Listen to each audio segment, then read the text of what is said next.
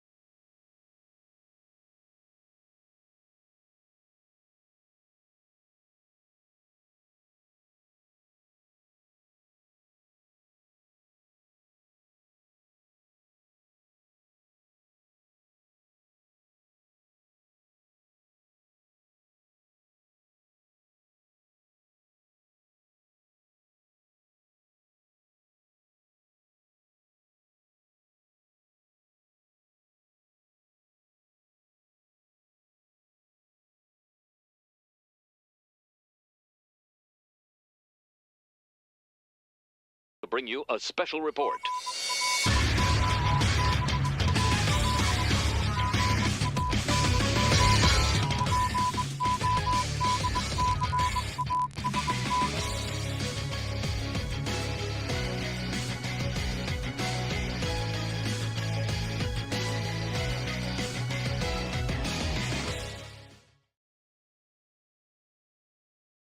Welcome to Global Gang Podcast, episode 44. I am your host, Alec Hunter, joined this evening by TystraDaisetsu, What is up, my dudes? AnthonyJMo, Yo, yo. and our guest tonight is the one, the only Rujo4. How you doing, man? Doing okay, I guess. It's dark. It's really dark outside, so I'm scared.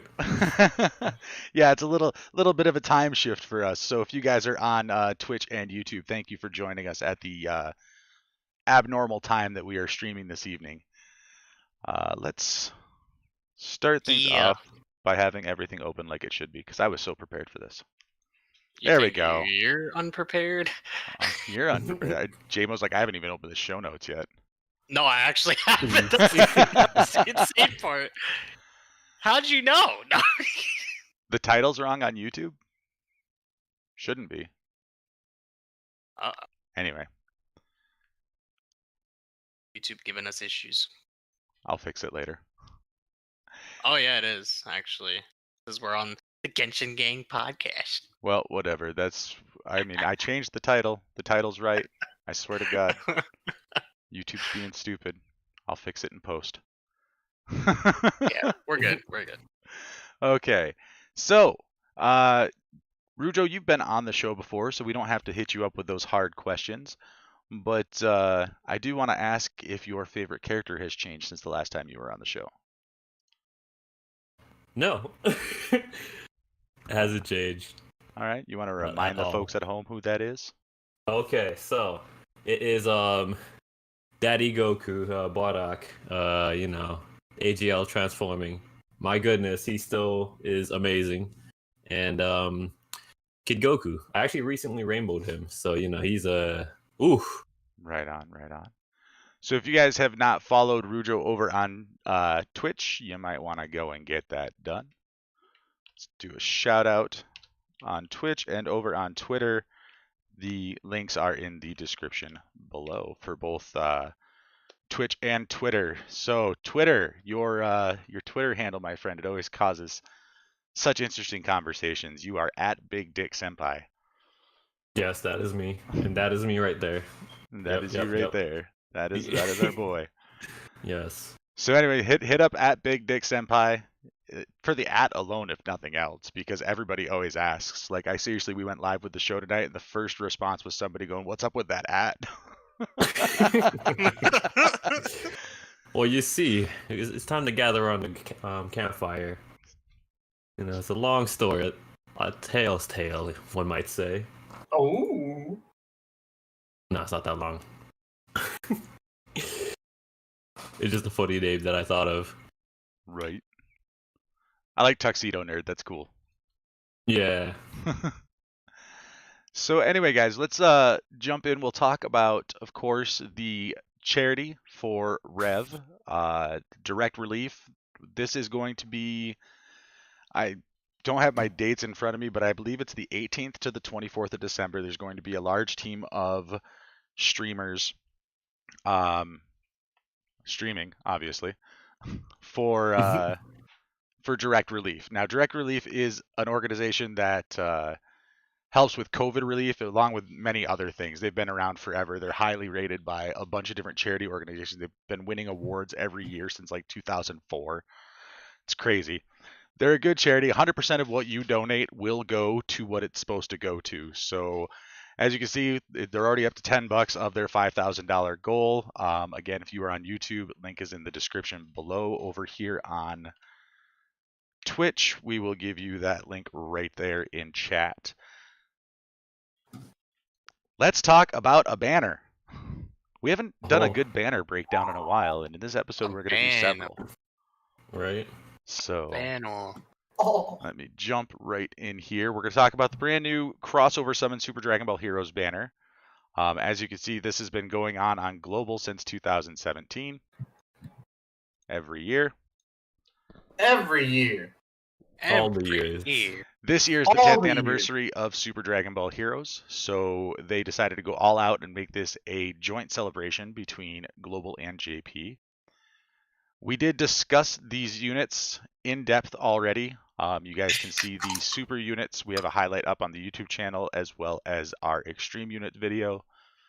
And then there's also another Dokkan Now breakdown video where we talk about the new event a little bit, but we're going to really kind of dig into that event during this episode. Like and subscribe. Subscribables. Like, Click that subscribe. bell notification.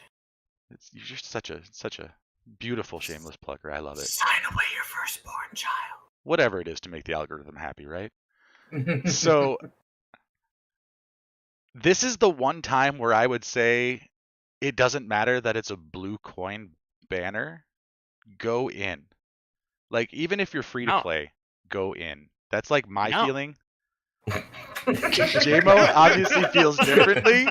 No, I'm only teasing you. I have someone on this banner. I haven't done multis on this banner, but no, multis are definitely on this banner, especially having a guaranteed featured unit. Right. So if you guys haven't seen Tystra's summoning video on the Global Gang Podcast YouTube channel, here comes the soul. fuck that guy.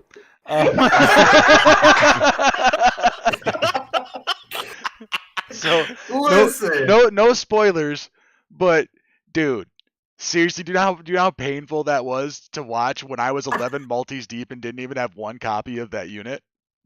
Oh man, dude, I watched him do it live, and then I had to watch it again when I edited it, and then I had to watch it again for quality assurance when it went up on the channel. I watched that 3 freaking times, the whole time not having a copy of that unit. 10 minutes after that video went up, I pulled the unit. Rujo, did you see it? Yeah, I did. I saw what you pulled. Yeah, and I was like, why can't that be me? Well, I think it's Dokkan's way of saying, you know what, you spend way too much money on us here. We'll give you something. Do you feel like they're apologizing for the Kefla problem?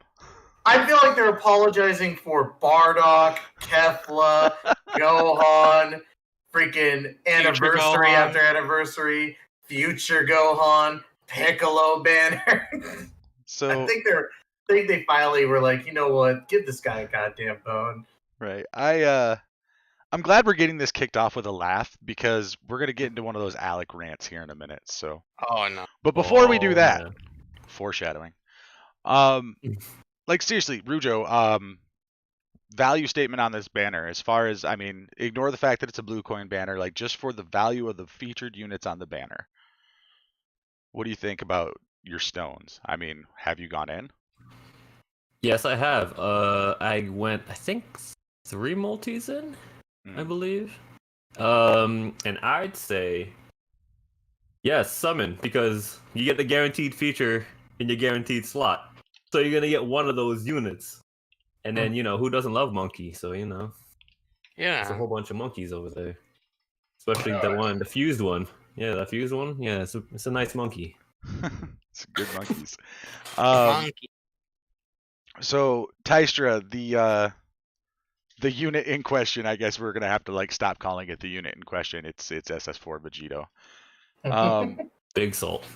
Yeah. So as somebody who has him with 3 dupes, what do you think of him? So he's really good. Like there's no doubt about it how good he is.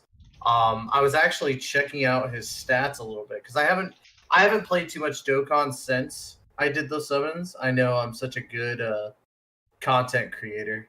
But no, with the Vegito, I was actually very surprised at its stats as close to like Rainbow as he is. Like he's got 18.5k as his HP stat, 17,000 as his, attack stat, and just about 9k with his defense, which 9k is not great, but for a unit like this that's stacked with HP attack and with what it can do for its, passive, it's a beautiful unit in my opinion. I like it. And it's also non-Dokkan Fest, so... Yeah, exactly. That's the thing that blows my mind is that this is a non-Dokkan Fest. Granted, we know that it's Super Dragon Ball Heroes and it's a once-a-year thing. It might as well be a Dokkan Fest. But the fact remains is that this unit can put out some numbers. There's no doubt about it. Like, they knew what they were doing with these new releases. I'd agree. Yeah. So Yeah, man. So now we're gonna get into the part where I'm gonna bitch a little bit. Here we go. I love this banner. Don't get me wrong. It's guaranteed featured SSR, right? It's got 70% or a 7% featured SSR pull and a 3% unfeatured. So two out of the 3 of those things are fantastic. The reason why the third thing, the 3% unfeatured, is not so fantastic is because every single banner that has come out has been kind of an old banner for us. Like these ones were JP only. We didn't get the banners until like this one, I think. And by that point, all of these units down here were unfeatured. Well, no, we had one with these guys. So I think we also had this 2018 one, was it? Yeah, it was likely that It was one of them. We haven't had the first banner, and then like this is the 3rd time we've had the banner on global. Yeah. Yeah. But there are still units from this first banner that have never been a featured unit on any of these other banners. So pulling those units is nigh on impossible. Right. And that's one thing that I was kind of mad too. And you could tell in my video like I was ecstatic, but there was one thing I kept repeating to myself that I wanted out of everything was Boo Bobbity. Right. And Boo Bobbity, like, I didn't get last year. I didn't get the year before that. And I'm still trying to get him. But this 3% bullshit is quite annoying. Like, I understand it's a big promotion, but... That's a perfect example of a unit that's never been featured on global. I will rub it in that I pulled him this banner. You're an evil man, JMO. From the banner. While you're there with a 90% Vegito. I'm not complaining about the 90% Vegito. I'm happy with. I am out of 400 stones. I got so much for my buck. Yeah. So much stuff that's worth it. I have new teams I can make. Fantastic units. I got Little Miss Thickums, so I can't complain about that either. But that is the small like pea that's under the like mattress right now. Yeah. He's really good, just man. That. Like, it's cool as shit. I haven't used them yet, but probably. Well, I say I never used them. I'm probably never going to use them because Okay, so trade feature when, so I can give Ty this Boo Bobbity. You're hurting him every day by not using him. No, for me, like in the unfeatured pool this time around, I really want a physical Cumber. Still don't have him. Yeah. I wanted Supreme Kai. Sorry again, Alec. No, it's fine. Supreme Kai of Time, I did actually end up pulling one copy of, so I'm pretty happy about that. And then I did get dupes for both the Zeno Goku and Zeno Vegeta. Both of those are really good units as well. But so you said you did 3 multis, Rujo, so 150 stones? Yep, I did. and Ty spent 400. JMO, how much have you spent? Like 7 or like 35 stones or something like that? You've done 7 singles? Not even. Like I've done 4 single. I've done 20 it's painful stones. to hear that, by I've the way. done 20. Hey, I made 2 SSRs out of those 20 Yes, stones. you did. Yes, Oh. you did. That's awesome. So I went a little bit more than all of you guys. Oh, we know. 13 multis before I got 1 copy of SS4 Vegito. I still don't have a copy of Bardock. I don't have a copy of Dark Mask King. Like, I don't know if I should be salty about that, like, but I don't go 13 multis in any banner. Ever. Dokkan, that's toxic. You know? And this was, because like, my limit was I needed to have the Great Ape lead, or the Giant Ape lead, whatever the category is called, and the crossover lead. I didn't care which one. It could have been Bardock, and I'd have been fine with that. But yeah, it took me 13 multis, and in those 13 multis, I think I have the Gohan at 69%, the Broly at 79%, 3 dupes in Mira, a dupe in Toa, a dupe in Dabura, and 1 copy of Demigra and Black Mass Saiyan. Mhm. Like, Mhm. any of those That's not- dupes could have that's been not a bad any of haul. those other ones that I didn't have. I'd have been happy with that. Like, I'm not super salty about it because I did end up getting the Vegeta, which is, but That was the whole reason to summon. right. But 13 multis is a lot for me. Pretty crazy. That's a That- lot for me by today's standards. Yeah. 'Cause I don't spend money in Dokkan anymore. So What is that? But That's 60 or no, 650 stones? Just about. Yeah. For 13 multis, yeah. Yeah, 650 stones. Damn, actually, I might pass you, Alec. I might. Oh yeah, you're gonna go back in. I am gonna go back in. I spent triple digits of real dollars on this banner. I don't even think I spent triple digits of dollars on the anniversary or the worldwide celebration. Oh. Like, that's where my value statement is. These units come back once a year, and when all of those units that are up there come back, they will be at a 3% chance to get them. Mhm. So Yeah. if you don't get them now, good fucking luck.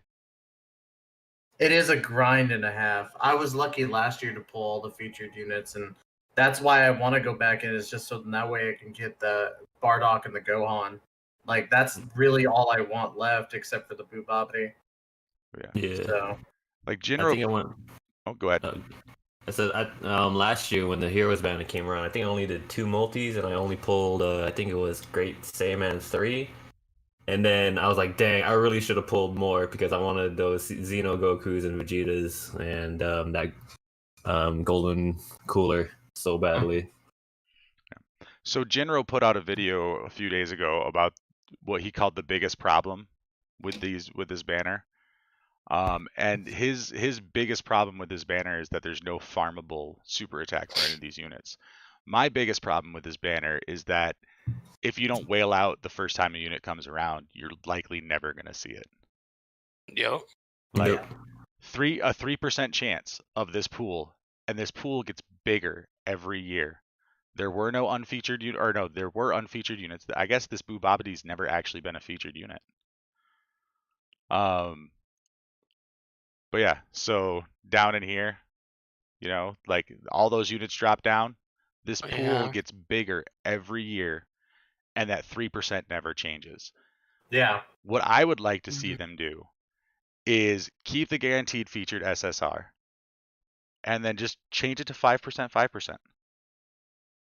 Like, it's not a huge upgrade in your chance to pull the unfeatured units, but at the same time, it at least gives you a normal chance at an unfeatured unit from the pool. right. Yeah, exactly. So, That's what's just so funny. Like, you would Like- think that out of everything, they would want you to pull an unfeatured unit over a featured, but they push the featured units so much in these types of banners. And I get it, it's to get more people to summon, but at the same time, like, us who have wanted to get all these other units as well, like we're hurting because of it too. You know, we're still putting money into this. Like we should get the chance to get that, you know, to get through poverty, you know. But I still can't complain. But that will be like in the next survey. I'm gonna be like change the Super Dragon Ball Heroes non-featured SSR rates to 5%, please. Please, everybody do that on the next Yeah. survey, because it's only going to make it easier to get these units, like especially if you're a player that just came in this year.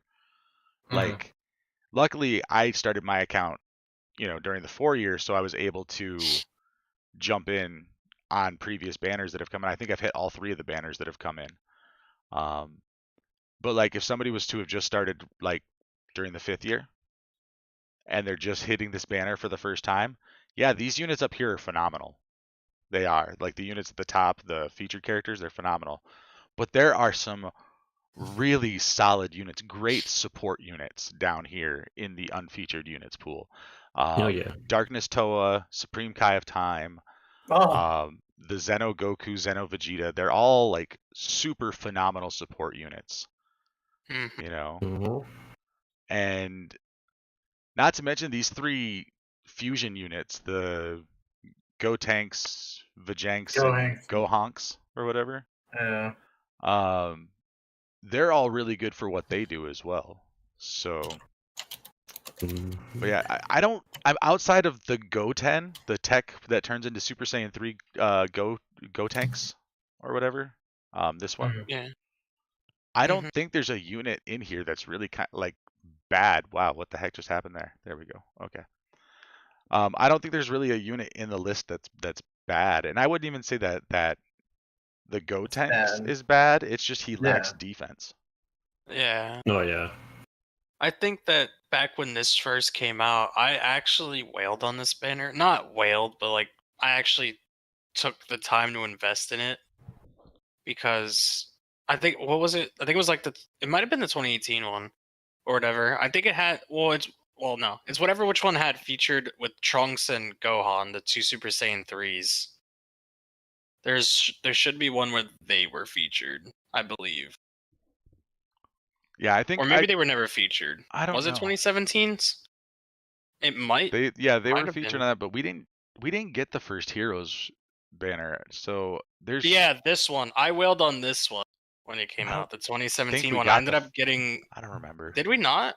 No, I mean, I got them later on. Then we did get that one. We got a weird banner set up because like JP had like 4 different banners before we got one. They had it for like 3 or 4 years before we got it. Yeah, I thought. I think this one was the year when, because all those units that are featured all got an awakening that same year, and that's when we got that banner as well. But we got the banner a little bit later. So like they got it in 2017, we got that banner in 2018, and then we got the same 2019 banner, and then that's when, because they got this banner in November of 2019. We got it January of this year because this was the very first episode of the Global Gang podcast. Was this banner? Yeah. So, nostalgia. Yeah. So we got this banner before. So yeah, they're showing the Japanese text, but I don't think they're showing the actual Japanese banners for whatever reason. So I could swear there were other banners before this in Japan because we waited for a long time before those units came. Yeah. But like anyway. I remember dumping like 300 stones on this one when it first came out, but yeah, so I don't know. I mean, it's kind of like a good example is like the World Tournament. Like if you want to pull an LR from the World Tournament, you basically better just do the World Tournament and place in your local and get the LR, because that pool of characters that you're summoning with tickets on grows every single World Tournament. So look at someone like Truth who's chasing Piccolo, right? It gets harder and harder for him every single World Tournament to pull that unit that he's chasing, because that pool just keeps growing and growing. The same thing's happening here, but at a smaller percentage chance. Pulling an unfeatured unit on this banner is almost equivalent to pulling an LR. Yeah. And I just think that's wrong. I mean, because like these units are good, but they're not that level of rarity good. So How about this then? I guess we'll save it for another time. What? Actually, no, it's fine. It's fine. It's a safe space, JMO. You can share your ideas. Fine. No, your opinions Fine. suck. So Be I'm pretty quiet. sure I'm when we kidding, did our bro. first, I'm pretty sure when we did our first ever podcast, we kind of explained like the 4 questions that we asked every new guest. We kind of asked each other about that in our first episode. I'm almost pretty sure we did. Well, yeah. I mean, that's Like over time we've discussed like what features we would like. So I feel like one way that they could definitely make World Tournament better as well, just in the sense where we're talking about the banners and stuff, is if they made like a kind of like a Baba Shop treasure section where you can exchange like 10 gold tickets for units that you like, that are in the World Tournament banner. You know what I mean? like like, specific units. Yeah. Yeah, like the LRs, for example, like make them cost like 10 tickets a piece or something, but you can buy like 5 of them or whatever. So for those people who constantly save their tickets because they never summon on the ticket banners, they have something to look forward to if they're just not trying to waste their tickets to summon every time because they can't pull whatever unit that they want, Like, I feel like that might make World Tournament worth farming again, in a way. But, because it'll make people want to do it. If they're like, oh, well, I actually want to buy, like, this Gohan or, like the Mystic Gohan, they can do that if they're in the treasure shop. But you still have to use the summon tickets that you get from the World Tournament, Right. Like, I wouldn't be against that. Obviously, they'd have to make it cost extraordinarily a lot of tickets. It would probably but, be like 100 tickets for one copy of an LR. Yeah. You'd have to use like your entire World Tournament stash of tickets for like 2 characters. Yeah. I mean, I'd be down for that, though. I mean, Right. in comparison to spending like 80 gold tickets and not getting the unit you want. Right. I agree with you. Like,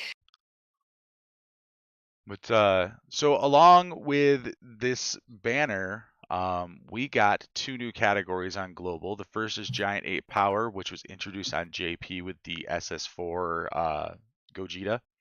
Monkey. Monkey. Monkey! So our highest leader right now, as far as percentage is concerned, is the SS4 Broly, and then the sub lead is the Gohan. I believe that's 130 and 120 respectively. So let's check out this category, and I mean, I feel like it's a pretty well put together category. I mean, no glaring omissions, nothing that we can necessarily complain about like we do with most other categories. I mean, it's essentially SS4s and giant apes, right? Yeah. Yeah. I mean, It's an upgraded giant ape category. right. It's monk. I think this is kind of their way to breathe life back into giant form a little bit, Yeah. because they haven't really done anything with it recently. But it's also a great scapegoat to not give us an SS4 category.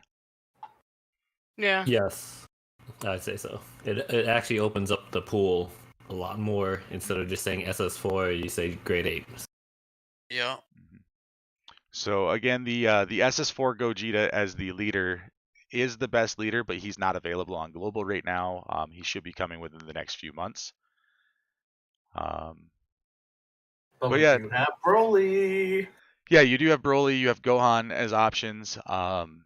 I've ran this team a little bit here and there. There's some cohesion issues depending on who you bring.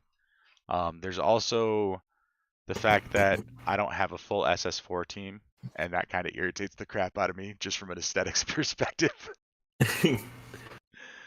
So, what about you, Rujo? Have you ran this team? Well, I think I pulled. I would have to check my box, but I know I pulled the Broly. I haven't awakened him yet because, stupid me. I'm trying to do the hero extermination units right now, so I haven't had time to go in and then awaken and then all that. But best believe when all that is done, I'll definitely try this category out. I have a good handful of units, SS4s as well, so why not? I'm real excited to do it though, because it gives me a reason to run SS4 Goku and Vegeta again on the same rotation.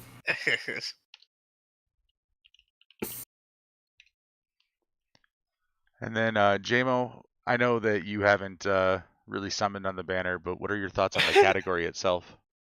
I mean, I like it. You know, representation for the Super Saiyan 4s, because, you know, I'm just like that. And kind of to bring back what you said, I feel like it's, even though it's a scapegoat to not giving us a Super Saiyan 4 category, I actually feel like this is the better direction to go in a way, because it kind of keeps the separation between just great apes, and then you have this, where you kind of get like the primal power units. You can use Gogeta, you can use Goku, you can use Vegeta, and it's like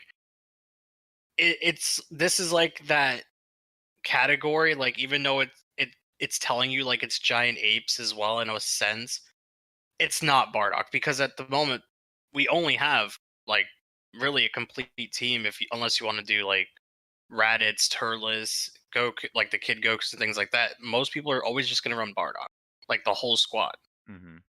So I feel like this is just a nice way to give us another category of that, but with units that are actually better than the OG Great Ape units, like the Bardock squad. Even though some of them are really good now that they all have awakenings and stuff, but like when you see the pool difference between like Great Ape category and this, you would prioritize this over anything else. So it's really nice to just be like, okay, I'm gonna use, well, when Gogeta comes out, of course, like, hey, I'm gonna rock Gogeta with the LRs, because most people nowadays don't really use the Super Saiyan 4, like Rujo said.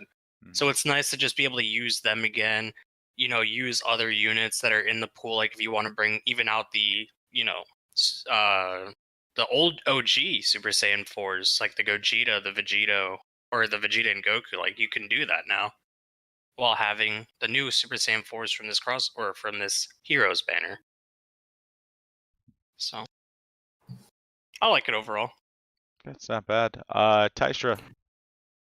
The one thing that was always so funny is that when we were getting the Super Saiyan category, Super Saiyan 2, and we already had Super Saiyan 3, it's like, how are they going to work in Super Saiyan 4? And the one thing that always came up with Super Dragon Ball Heroes, I'm really, really glad they didn't go with just plain out Super Saiyan 4. Because even with Super Dragon Ball Heroes being as wondrous as it is, with so many characters and all that, I don't think there would have been enough like diversity for such a category. Nope. No, never. We wouldn't even be able to run anything past the two Gokus, because you get full power Super Saiyan 4 Goku and Gogeta. Exactly. Vegeta, that's your whole team right there in a nutshell. Exactly, and it's really cool that they went ahead and just made it this giant ape category. I just love that they're basing this not only just around those Super Saiyan 4s, but the fact that we do have the Ozarus in general. Like, this show has always had the Ozarus since the beginning of Dragon Ball. And from a lore aspect and from, a fan aspect, I absolutely love the fact that they introduced this category. And I'm super thrilled that they even added as many SSJ4s. I only expected them to maybe add 2. Right. They added 4 absolutely fantastic units, in my opinion. And I'm ecstatic to actually be able to play this team. Like, I've never been excited before to play a team. And then once Gogeta comes out, oh man, I'm gonna have so much fucking fun with this goddamn team. I'm super pumped, and I'm super ready for Gogeta to finally come out on Global, just so I can play it. So the big thing for me is I've always said that Super Saiyan 4 is my favorite form, because it feels like a natural extension of the Great Ape power that they have. Yeah. And this category basically just takes my headcanon and makes it real. Yeah. No, I love this category just from the aesthetics aspect. Also, even considering it too, like, regardless, they had no choice but to do it this way, because without Heroes, there is no other way they can go about this. Like, they're not going to make a full power Super Saiyan 4 Vegeta. They're not going to make a full power Super Saiyan 4 Gogeta. Things like that, They should have. Like, well, yeah. I'm just saying. If we did, it'd just be a double Gogeta, double Goku, double Vegeta. Your whole team. There you go. Make Dokkan even dumber. You could put Super Saiyan 4 Vegeta in there to even things out, and then you can have the other you have 2 Gogetas, 2 Gokus, Super Saiyan 4 Vegeta, and then a transforming Vegeta that goes maybe from GT Vegeta to Super Saiyan 4. like there's ways to make Like, it happen, you well, know. yeah. But yeah, But no, I feel like this was like their only decent way to do it, because now we have representation again of like banners like in the Dragon Ball Heroes that just don't get the recognition, when most of those units are fucking phenomenal, and they're so overlooked because they only come out once a year, and once they're gone, they're gone. Like, you don't see them at any given point until they're like, okay, drop in another collab, you know? It's like this one by far definitely reached the pinnacle of like what they could do for the benefit of the game to make Super Saiyan 4s fun. Mhm. Like, there was no other, like, in my personal opinion, like they could work around it any way they wanted, but this was by far their best way of doing it. no, I absolutely agree. And like I said, just from the aesthetics standpoint, I love the category. Yeah, I cannot. I'm so much more hyped for this Gogeta now than I was 2 weeks ago. Like, not even kidding. Like, I might have to go in like 13 multis if I don't get him. You know, I'm gonna go and get him. He's well, awesome. knock on wood that you get him soon, man. Yeah. Oh yeah, that unit's pretty freaking amazing as is. Yeah. And now that he's got the coverage of the rest of these SSJ4 units, man, I really can't wait to at least experiment with it and see what ridiculous BS you could pull off with this team. Oh heck yeah. Before we jump into the next category, I just want to put a reminder. I've been seeing people, following and all that jazz. We do our shout outs towards the end along with viewer questions. So if you guys want to hang out for all of that, that'll happen after we do the news and our featured topics. Moving on to crossover category. This is the newest category in the game. It premiered simultaneously upon this release with JP and Global, and might be the best category that Dokkan has put in the game for quite some time. How dare you insult signature pose like that? Well, because signature pose is not necessarily indicative of the issue that I have with most of the categories, because that has a criteria that has to be met, an actual criteria. Like, okay, people who do stupid poses. Okay, that's quantifiable, right? You can look at the show and just watch the show and be like, okay, that dude did a stupid little dance. He must be in signature pose, whatever. But it's things like Battle of Wits, Revenge, these categories that don't necessarily, like, you could sit there and argue there should be units in there or there should not be units in the category. That's not how a category should work.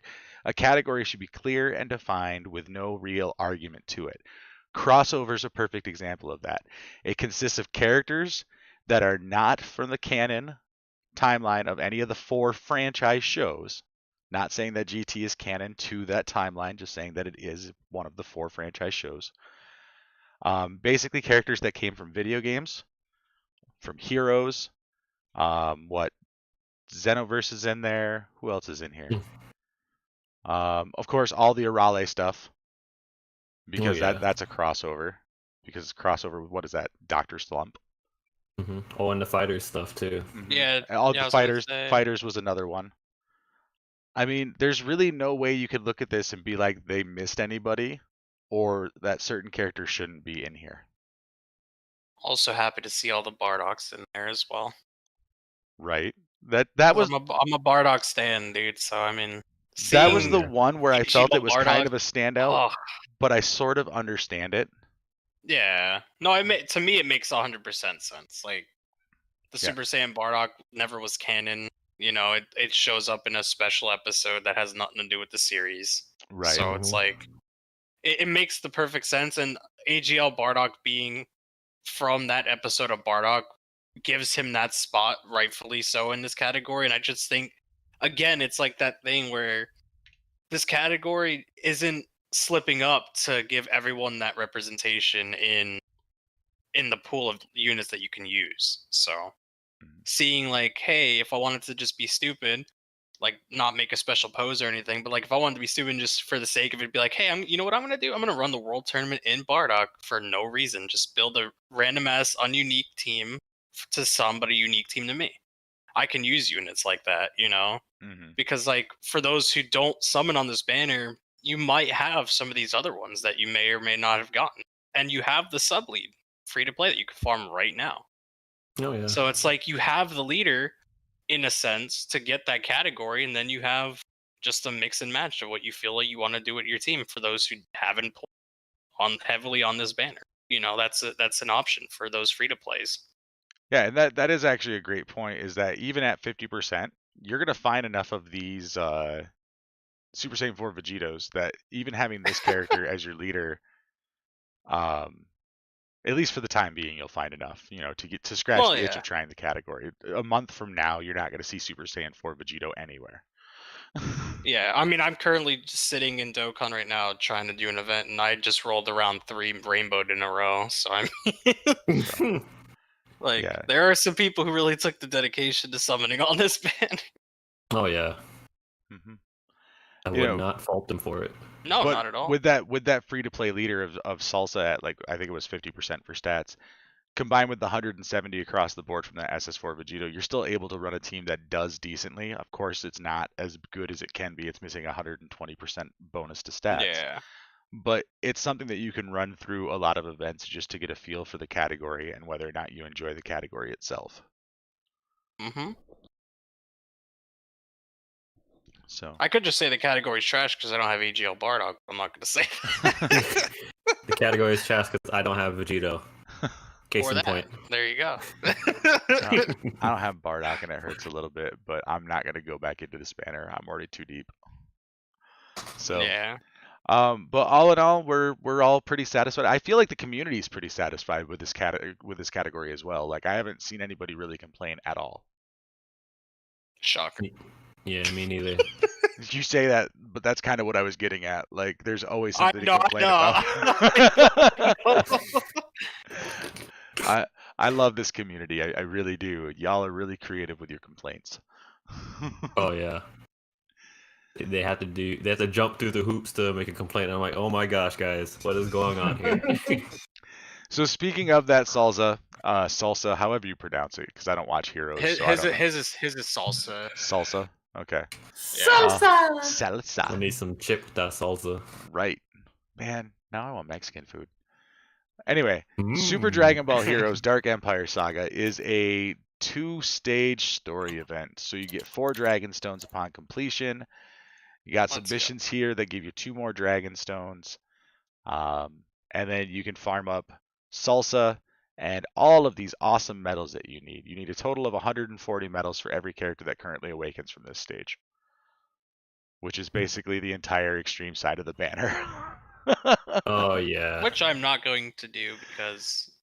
Well, I mean, this is the one time where you don't. Any of those I would say you don't have to actually farm up these. Like I said last week that you should farm up some stuff, and I think it was. I don't remember who brought it up, but the fact that these aren't going to be units that are on every banner, so like literally do your summons, and if you're not going to do any more summons, you don't pull any of the units. You don't have to farm up these medals. Yeah. And besides, we know that when this event or when these units come back, this event will come back because this crossover stuff only comes back together. Yeah. So no stressing and no spending extra stones if you don't have to. Exactly. Dokkan responsibly. Yep. What I do like about this particular story event is that they give a lot of those awakening medals. Yeah. Yeah, 3 right there, 3 and 4, and I'm like, holy crap, that's so many. Yeah, it's very nice. Yeah, I mean, I farmed up all the ones that I needed, which let's see here would be all but the ones for Dark Mask King. Yeah. So 120 of them, and I had it done like super quick. I wasn't spending stones or anything, so I mean, super quick in relative of like my playtime. It took me like 2 days, but because of waiting for stamina to refresh and whatnot. Yeah, I think there was a tweet that Ningen posted up where he almost got a full 20 medals from one run. It was like 18 in one run or some crap like that. Yeah, it was 18. Holy I was crap. like, Jesus, man, you got lucky with that one. Mm-hmm. But yeah, but you drop your boost feature, you have a full team of Dragon Ball heroes. I think you can get to 175% is the highest you can get because there's no LRs. Yeah. But even then, they drop it in such a way that it's not bad. I don't want every event to have a drop rate like this. Like, I feel like they should have a little more difficulty. But if you're only doing this, like, literally for these characters, I mean, this event's not going to be ever used for anything else. This is fine for what it is. Yeah. I mean, you do have a good list of cards there that need those units, so giving that 3 to 4 is very helpful. Exactly. So it's not very often you see 6 or 7 units awakening from one story event. That is true. You know, so that's probably why they did it. Facts. So the other new event that we got as part of this crossover is the Protect History Time Patrol event. It's basically infinite Dragon Ball history. Yes. I mean, the only reason it's not infinite Dragon Ball history is because it's not going to be around unless we're doing a crossover, is my guess. Mm-hmm. This will be another one of those once a year stage things. So if you guys can get this done, do so. There are several missions, obviously, to clear each phase. Clear the event within 25 turns, and then clear all of the events related to the missions. So there's a total of 26 Dragon Stones available, including the one-time clear stone. There's some statues, some training items, and some Kais also available for rewards there. Have you guys attempted this event? Day 1 I did. And I went back a couple more times with other teams. I haven't tried it yet personally. Okay. I was gonna say, for me, subconsciously, I probably don't even think I did, but I might have. Like, it's weird now. I kind of just log into Genshin, Right. Well, you know where my brain is. I kind of log into Dokkan. I kind of just do my dailies and kind of just hop off for the day. Because That's of mention 1. right. That Yeah. was smooth, by the way. It was, dude. It was way too easy of a transition. So, wow, total brain fart there. Got Genshin on the mind. That's 2. That's twice. That's twice. So anyway, this I would not put it on the level of difficulty of the most recent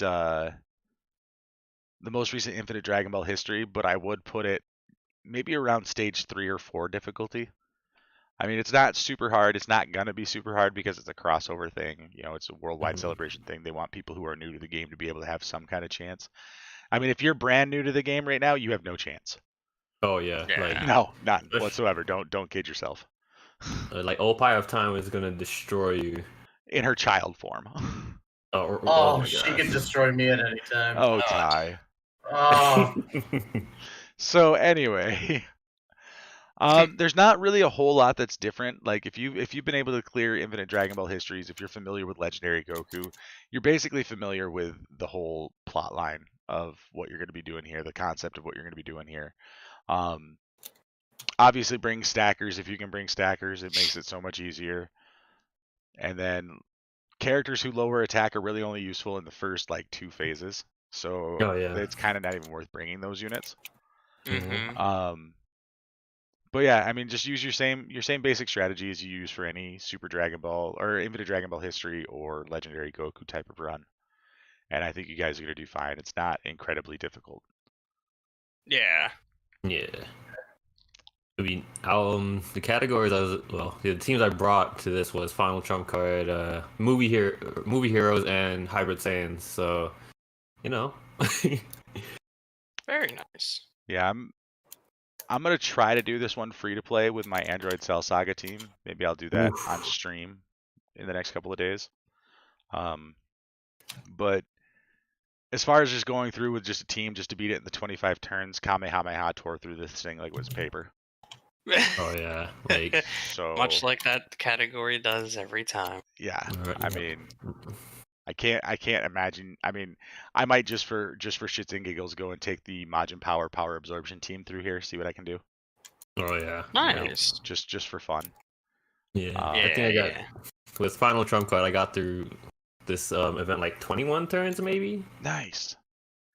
But yeah, So, I'm yeah. personally a huge fan of long form events. Anybody who's watched my streams knows that basically LGE is my go-to to screw around on when there's nothing else going on.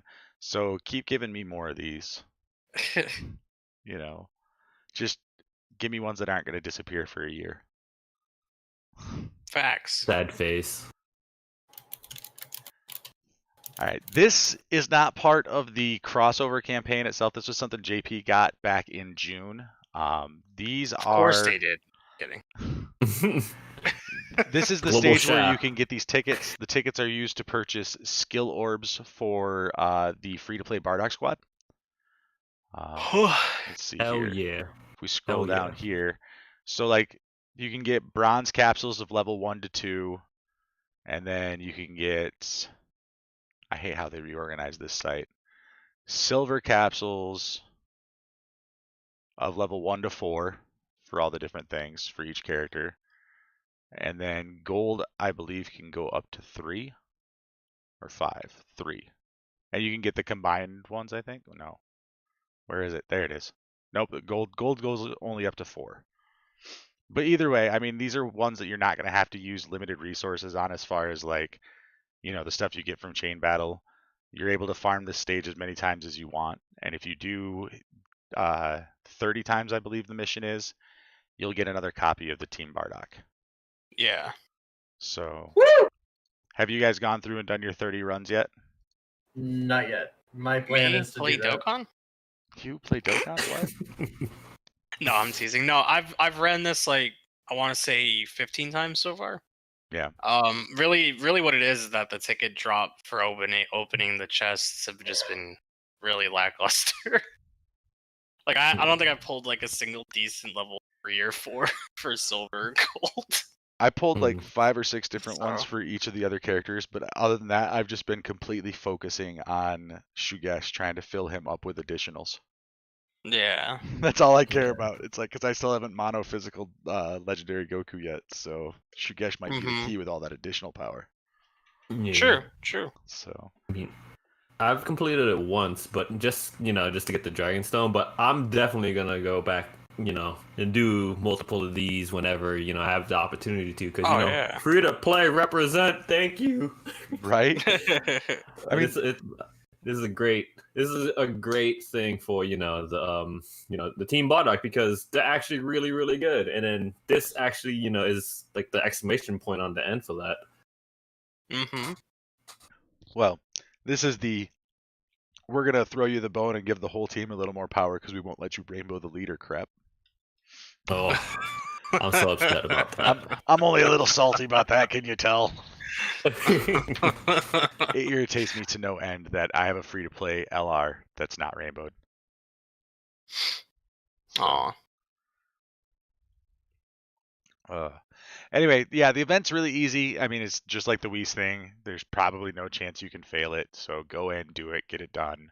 Get your free copy of the Bardock squad. The other thing is if you haven't farmed up these units at all, this is a very easy way to get this Bardock, the Team Bardock LR. Oh wait, I To actually get may your have first lied to copy. you. I also may have lied to you, Alec. You haven't done this event at all? No, I have actually. I have all the highest additionals you can have on Shugesh already. Nice. Oh, nice. So when you need him as a friend support at any moment. Oh, I never can need him as a friend support. Well, if you do for some random ass reason, you just let me know. Someday it might happen, and JMO will be that guy. Yeah, I could finally be something for you. Right? Okay.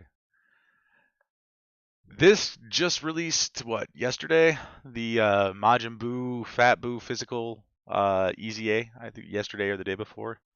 Yep. Woo! He's so good. Let's do a unit breakdown. Oh my gosh. Go ahead. Leader skill, all types key +3 stats 60%. Super attack raises attack for 1 turn, causes supreme damage to the enemy, and greatly lowers defense. Passive skill, attack and defense +66%. Key +1 up to +3, and attack and defense +22% up to 66% with each attack received. Recovers 30% hit points whenever hit points are 40% or less. Link skills are the Innocence, Revival, Master of Magic, Majin, Infinite Regeneration, the Wall Standing Tall, and Shattering the Limit. Categories are Resurrected Warriors, Majin Buu Saga, Transformation Boost, Time Travelers, Artificial Life Forms, Inhuman Deeds, Majin Power, and Power Absorption. I wish Trevor was here to gush all over this Buu love that the game's been giving out recently. But we'll throw it over to Ty first. What do you think of this upgrade to Fat Buu? Well, first things first, is that greatly lowers defense? Is that for one turn, or how many turns is that for? Greatly lowers defense by 50% for 3 turns. And then Jesus Christ. he Yo. raises his attack multiplier by 30% for 1 turn. Yeah, it says one turn for the raised attack, but I didn't know about the lower defense. Yeah, this unit's fucking ridiculous. This is the best, in my opinion, of the units to come out from this Extreme Z area. Like, Yeah. and just as you said, with the new Buu units that have come out, like, it's a no-brainer that this is like one of those must-haves. I'm literally gonna go through and make sure that I have like this Buu done, so then that way, like, I can actually EZA him and use him immediately, because he's good as shit. Yo. Rujo, you want to add anything to that? Yes, Majin Power is never gonna drop below 50% now. It's not gonna happen. It's not gonna happen. Like, look how ridiculous it is. Like, before his EZA, his healing was, pretty good. I think it was like 25%. Now it's like 30. I'm like, dude, that's, oh my gosh. Yep, what the 25% hell? whenever you're 40, yeah. That extra 5% Yeah. makes a huge difference. Like, It really does. I Like, mean, and 40%, yeah, you're likely not really ever going to see it, especially if you're running him on Majin Power and Power Absorption. mhm. But on the off chance that you do drop below 40%, he's a free heal. But how are you going to tell when every other freaking unit on the heal on the rotation heals when they show up on the fucking board? Oh my gosh. Like, Like, so yeah. good. The only thing that, that kind of hinders this unit, and this is only like a very nitpick, is that the shattering limit. Like, if you run him on Majin Power, I don't think any of the units have shattering the limit besides, I think, like Android 21, the good one, and then, but I can't bring myself to. I'd say there's not a lot of Buu units that are shattering the limit. I will give you that. Yeah. The support Buu is Fat Buu, Physical Super Buu. Yeah, that's it right there. Just those 3 for Buu units. As far as power absorption goes, I don't know, man. I don't know. He might have more, but yeah. And then Preach. I would think maybe his his best linking partner would probably be that Hercule Buu, the exchange into Buu. Let's find out.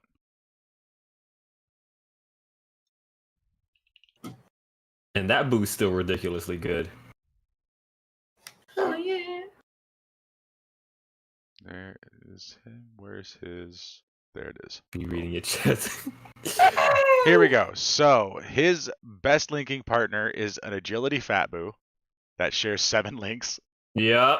Damn. Tech Fat Buu who shares 6 links. Ooh. These guys down here who share 5. These guys here who share 4. This whole pile of units here that share 3. These ones all share 2. I mean, he's not going to do too bad. I mean, obviously he's going to shine on a Majin team. Like, that's what he's designed to do. Mm-hmm. But yeah, he's got some pretty decent link partners. I love this API, by the way. Thank you, Trevor, for showing this to us. Yeah. So A blessing. all right. So JMo, any other thoughts on Mr. Fat Buu here? If you guys have him, and you're contemplating whether you don't like him to Baba him or not, don't Baba him for new players. Don't never Baba an SSR. Like, that's first and foremost. But if you're just starting out in the game and you pull him and you're just like, oh, I fucking hate Buu, or I hate Fat Buu rather, because whatever reasons you hate Fat Buu. But if you pull this unit just keep in mind, like Tystra said, Tystra kind of feels it, and I felt a little bit of the same way. This is one of those EZAs done right, where they turned a unit that nobody really used as often into something that now just is a god. You know, like not in a sense like he's the best unit in the game, but like for what he can do for his team, it's just it's gonna be fun. It's gonna be fun. So, Tystra, before I move away from this picture of Boo, I know you want to do it. Make the Boo noise. Okay, moving on. Had to get that out there. So Boo is awakened from the 10th stage of the Extreme Z Awakening event for, what is that, Hero Extermination Plan. Yes. If you've done the other 9 stages, the list of characters has not changed. You're going to be able to do this one. Focus on bringing your strength units. Like literally half my team was 0%. No issue. Like my strength Majub was 41%. And then I had a strength Vegeta that was 0%. And my leader was Tech Majin Vegeta at 0%. Like seriously, half my team was 0%, and I didn't have an issue. So, what about you guys? Have you jumped in and done this yet? Do you have any issues with it? I haven't personally, but like I said, I plan to. It's been a crazy couple days. Well, I mean, you were in a car accident over the weekend, so. True. Very true. we shall forgive you this time. How dare you not make Dokkan content when you're on your deathbed? Get back to work. Deathbed might be a bit pushing it. You were up and walking around and taking pictures afterwards, so. They don't have to know that. They don't have to know that. He posted the pictures on Twitter. Everybody knows it. I was doing that, and like I said, my roommate was giving me shit because I was doing shit around the house right after it happened. What the hell are you doing? So yeah, I don't think there's a whole lot to say to cover about this particular event. I mean, seeing as it's been around 9 times previous to this, if you were able to get your Majin Vegeta, you're able to get your Boo. If you guys do need any kind of help with that stuff, there is a team building chat in the Discord. If you're on YouTube, links are in the description below. If you are on Twitch, link is now in the chat. So make sure you guys join the Discord, jump in. We have, sections for you to get help with team building. You can ask for certain friends, share your friend code, whatever you guys want to do in there. We got that all set up for you. And if you ever have questions like what unit is good, what unit isn't good, how should you build them, the guys in our Discord are amazing. Everybody loves to talk about Dokkan, and they will give you 1,700 different opinions when you ask one question. So, wellspring of information there, guys. Yep. Coming up, or other current events. So obviously we've got the Dokkan event for the SS4 Vegito. It's not incredibly difficult. It's a Dokkan event. Do people struggle with Dokkan events anymore? Am I out of the loop that much? Like, do any of you guys struggle with Dokkan events ever? Not since 1 year of me playing Dokkan. I haven't really struggled on Dokkan events. The last one that actually gave me trouble was what is that? Android 13. His Dokkan event. The Super Android 13 with the bubble? Yes, with the bubble, and then the new one that came out. That's Super with Target 17. Goku. Android 13. Okay, I know which one you're talking about. Yeah. Yeah, that one. Why'd you punch me in the dick? Yeah, he punched me in the dick. But yeah, that's the only one that I could recall that gave me an issue. Like every other one has been pretty easy. Okay. JMO, Ty, you guys kind of on the same page? Dokkan events are kind of yawners. No, I always have a hard time. I'm terrible at Dokkan. I know. I mean, what do you expect from a guy who feeds an LR into an LR for super attack? Yeah, exactly. No, I have not. Here's what I will say though. This one I did kind of have a hard time just because like I took my Patara team And it wasn't like a hard time as in like, wow, I'm doing absolutely nothing. But more so that like he did feel a little bit tankier than most of the regular Dokkan events. Like he's still easily beatable. Like he's no like, you know, Spirit Bomb Goku that if you don't kill him within a certain amount of time or use a Baba or whatever, that, you know, you're dead. But, you know, it feels like a nice balance between hard to like, you know, simple. Yeah. So I mean, I think the weakness for this event is the heroes units, I believe. Extreme class Super Dragon Ball Heroes units. Yeah, so you know that's tough if you haven't like been pulling on these banners. Yeah. So all of these events leave in December. A lot of them leave on the 4th. A lot of them leave on the 8th. Obviously, that's an indicator of around that time is when the next set of, you know, celebrations are going to start. Mm-hmm. The Virtual Dokkan Ultimate Clash ends on December 1st. So if you guys haven't gotten your 3 runs done there, make sure you go in and get that taken care of. Are there anything really notable that you guys should farm up from any of these stages? Well, there's Hercule statues for the World Tournament special one. The one Right. Yeah. Yep. There's those. I believe there's also a training items farm, but the other really good farms to get done right now, especially to get Kais, are the GT stuff and the chocolates. Yep. From that one. Otherwise, then yeah. Really nothing else. The chocolates come from the Evil Revive Most Fearsome Majin event, stage 5. You need 70 chocolates to get all 4 of the Kais, I believe. Yeah. And they're easy to get. Like you there are also metal fruits and something else. I think it's the Hercule coins that you can farm up in the GT events. Those can also get you Kais.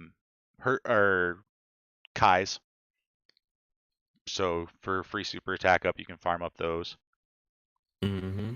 Yeah, and then like what Kenny in the chat said, you could farm up the GT Chi-Chi items in I think it was the Baby Saga finale, the first stage. Ah, yes, this item's amazing actually. Oh, it is so good. Reduces all enemy attack and defense by 74% for 1 turn. It's a great item. It's easy to farm up. I believe you just have to hit certain spots on the map. Yeah, you have to hit the question marks on the map, I believe. Yeah, you just have 2. Yeah, you have to. I think you have to go left and then right on when you're taking the path, and then the path that it brings you to, it's that middle capsule. Mm-hmm.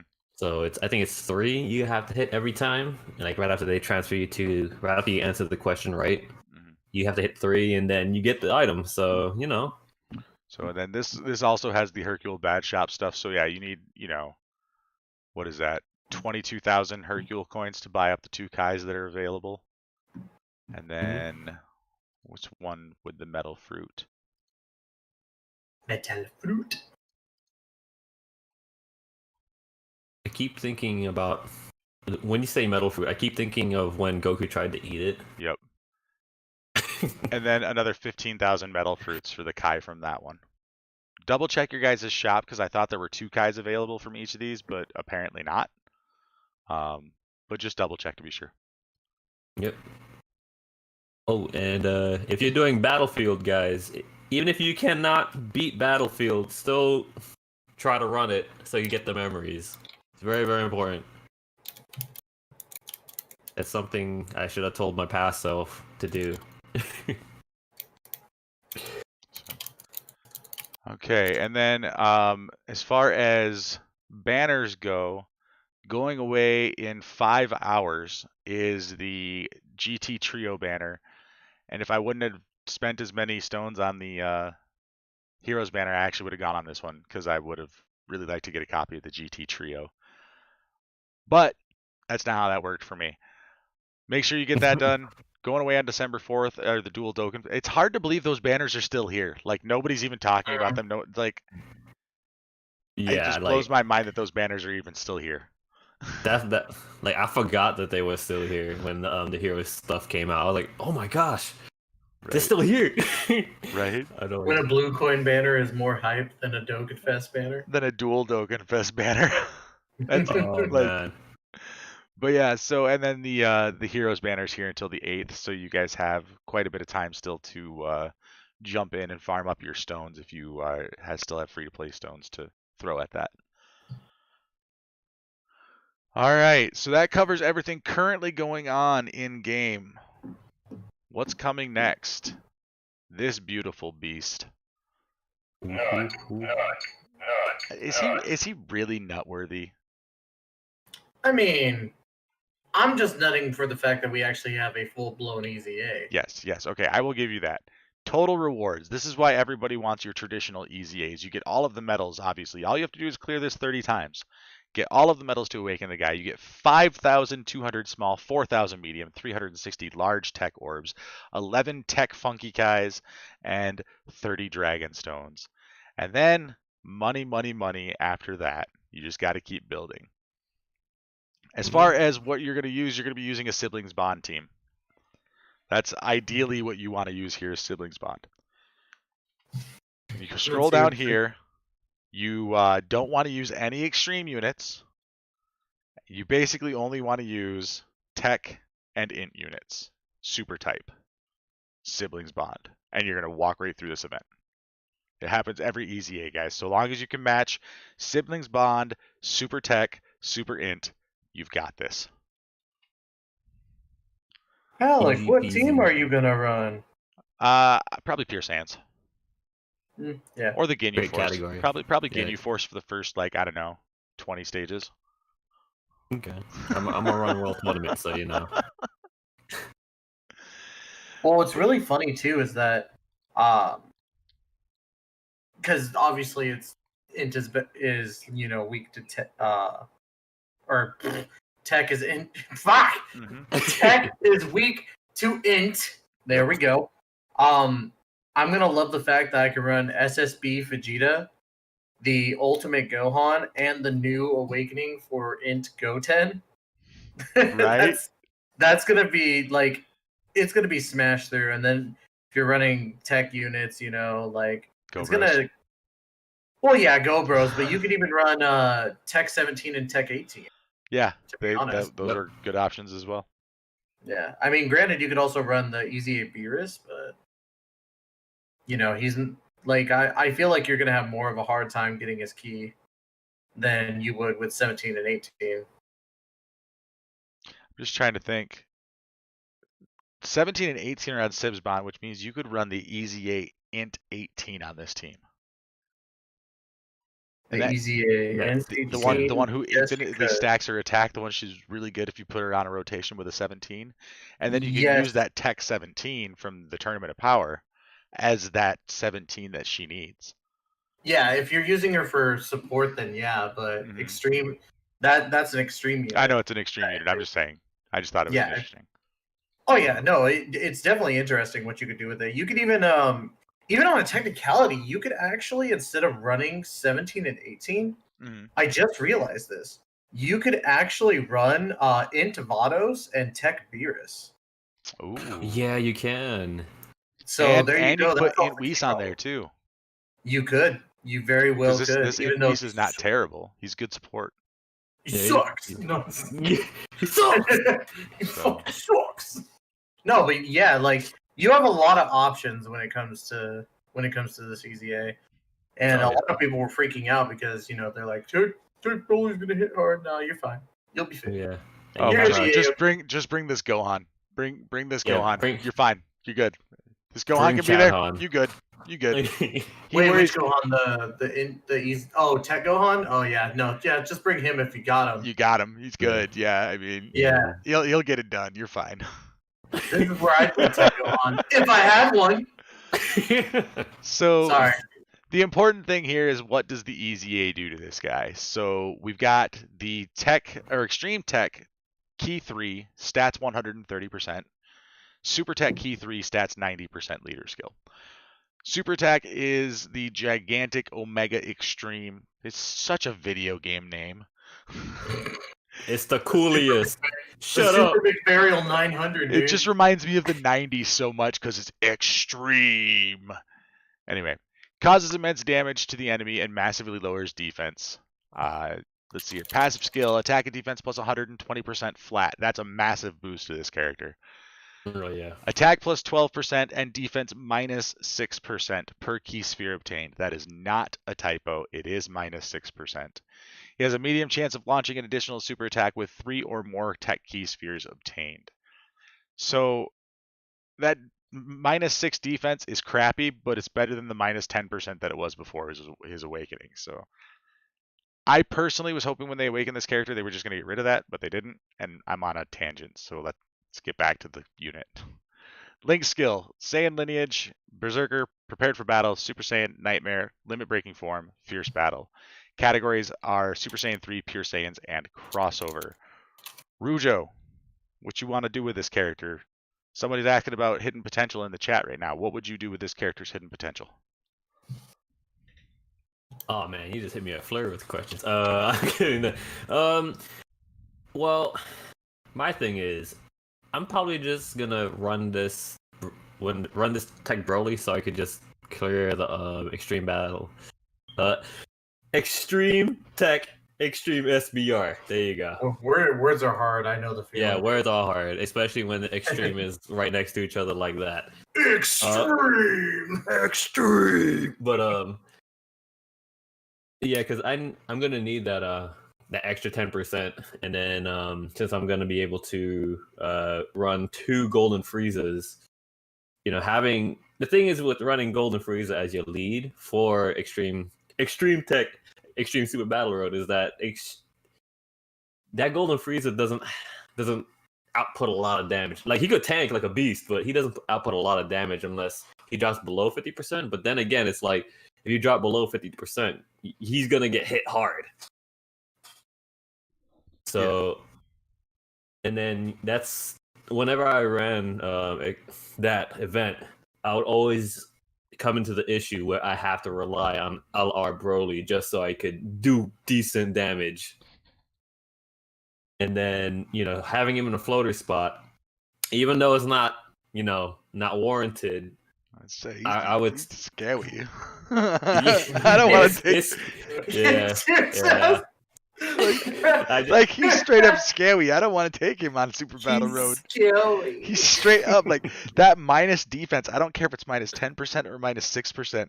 Anything that takes away from your base defense like that just makes you crap on those types of high damage events. Like, yeah, it does. You're a braver man than I. I'm not saying Listen. it can't be done. I'm just saying that I don't have the cojones to try to pull that off. Listen, I have 3 units that could stun on my extreme tech. I'm gonna be ballsy. Hey, for me, like when I cleared mine, I used non-EZA freaking SSJ3 Broly, so. I mean, what do I know? I used double golden Frieza and then used tech hit to stun. Oh yeah, that's what I'm trying to do now. Cause oh boy, not relying on stun in that event is ooh. Say ooh, ooh. Oh. So, but you know, he like Alec likes to do. You know, he has 3 categories now, so he's not trash anymore. So you know. Oh, yes, there we go. Yep, no longer a trash unit. No, it doesn't have 2 categories. Still a trash unit because of the defense binary. Like, I hate it. Sir. I hate that. I hate it so much. Like, they should have just gotten rid of it. They really should. 120% attack and defense. Give him the 12% boost to the key. Just get rid of the defense lowering altogether. Like, you EZA'd this guy in 2020 in the middle of the defense meta. Like, what the fuck were you thinking? I'm sorry, I don't like to call him out like that, but seriously, what the fuck were you smoking, Akatsuki? Oh, it hurts my soul. So we heard you like more attack, so we put more attack inside your attack. They got more attack on your attack. What about the defense? We don't talk about that here. Defense? What's that? Oh, about the defense? Yeah. You don't need any. In fact, we're gonna make him lose some. We are optimal here.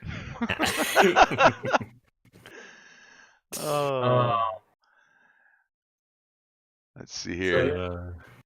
JMo, you got thoughts on this, my dude? Is he back? Did he go away? He went to the booth room. Of course he did. I always do that. He said AFK for a minute, but he's been gone for 19 minutes. That's a long bathroom break. But hey, dude, life happens. Okay. Did you fall in? Maybe. No, I just got back. What was the question? I heard you just before I put my headset back. No, I just Broly, your thoughts Trash. on Broly. Alright, fair. I support it. Moving on, chat. Yeah, I mean, to answer the earlier question about how to build them, I would just say go crits. You go crits all the way and just pray for the best. That's what I do now. I would straight up agree. Like, I don't think lowering defense warrants additionals. Like, it's okay, but it's not lowering attack or raising your attack or defense. I don't think it's valuable enough to put additional attack on him just because he lowers defense. Yeah. And then a majority of events have damage reduction, so that lowering defense isn't gonna really do much. Exactly. Like, you could sit there and lower defense on UI Goku. MUI Goku phase 8 of LGE, you can still lower his defense. Doesn't matter if you have a whole team of lowering his defense, you're not going to be seeing a big increase in the amount of damage you do. Yeah. So. Listen. Okay. I'll be that guy.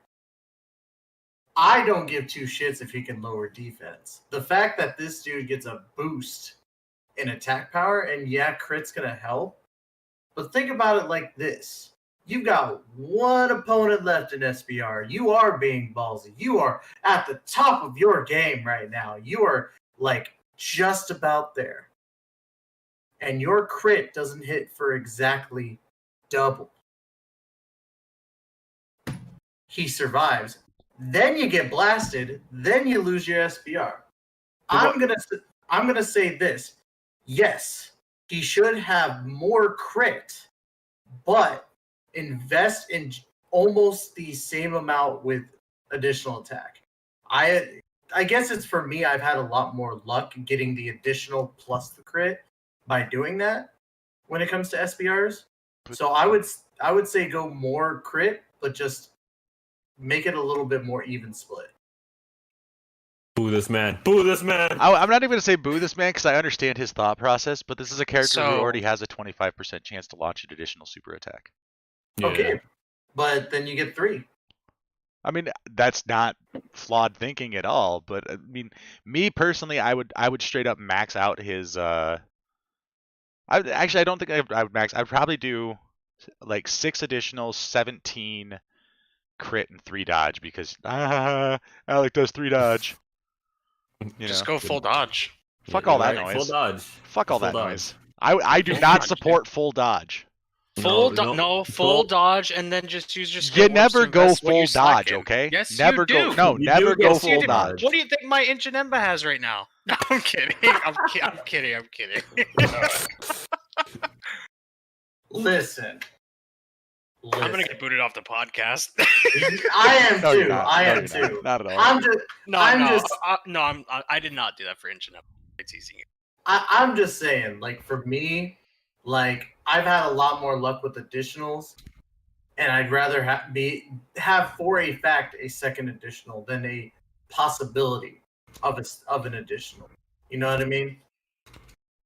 Okay. And especially in SBR for me, like, especially when I was doing my Broly run with freaking SSJ3 Broly, like, that exact situation that I called out was the exact situation I was in.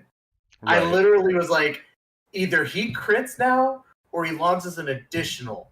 Would I rather go for the additional or would I rather have the crit? And I'm like, I want the additional. Because I was like, even with the crit, he's not going to knock him out.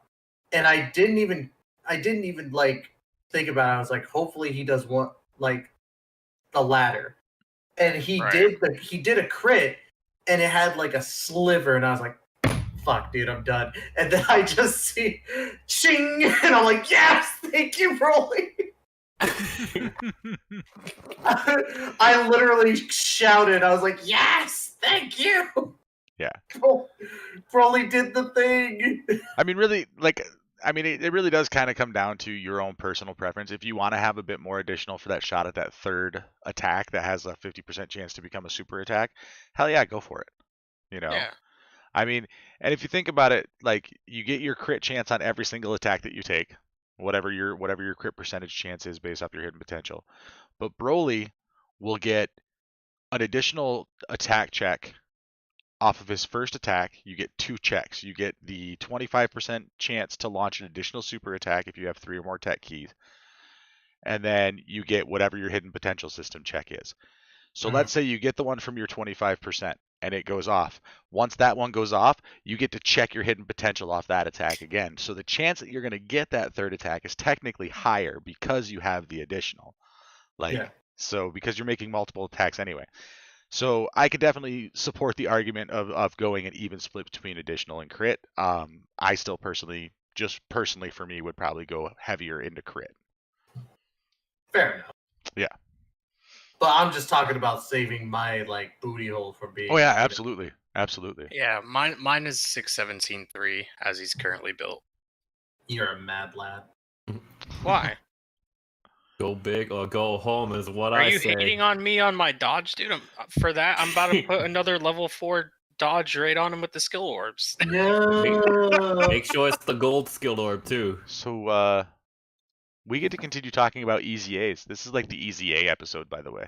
Thank Yes. fucking Oh, God. my gosh. Except for the rest of these are easy areas, so not nearly as cool. What a time for me to guess.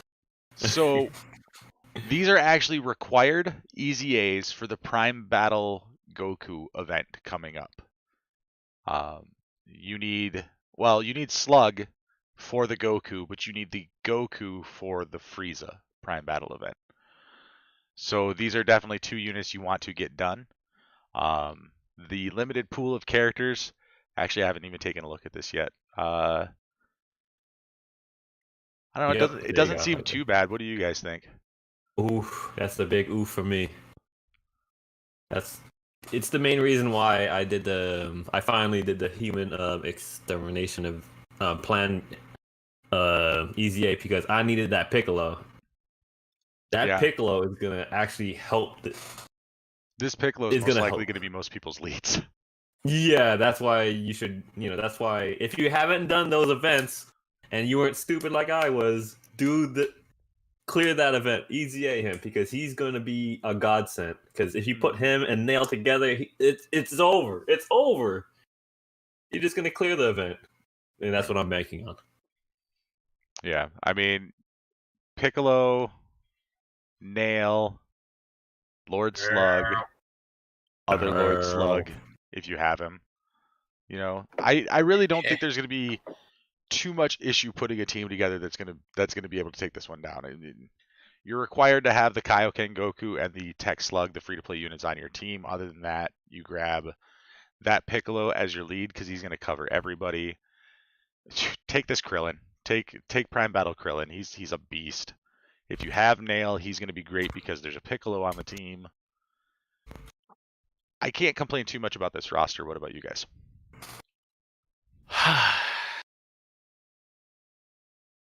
No complaints on my end, to be honest. I mean, it, like I was seeing in chat, it gives me a reason to run that Gohan and Icarus. So I'm perfectly fine with doing that.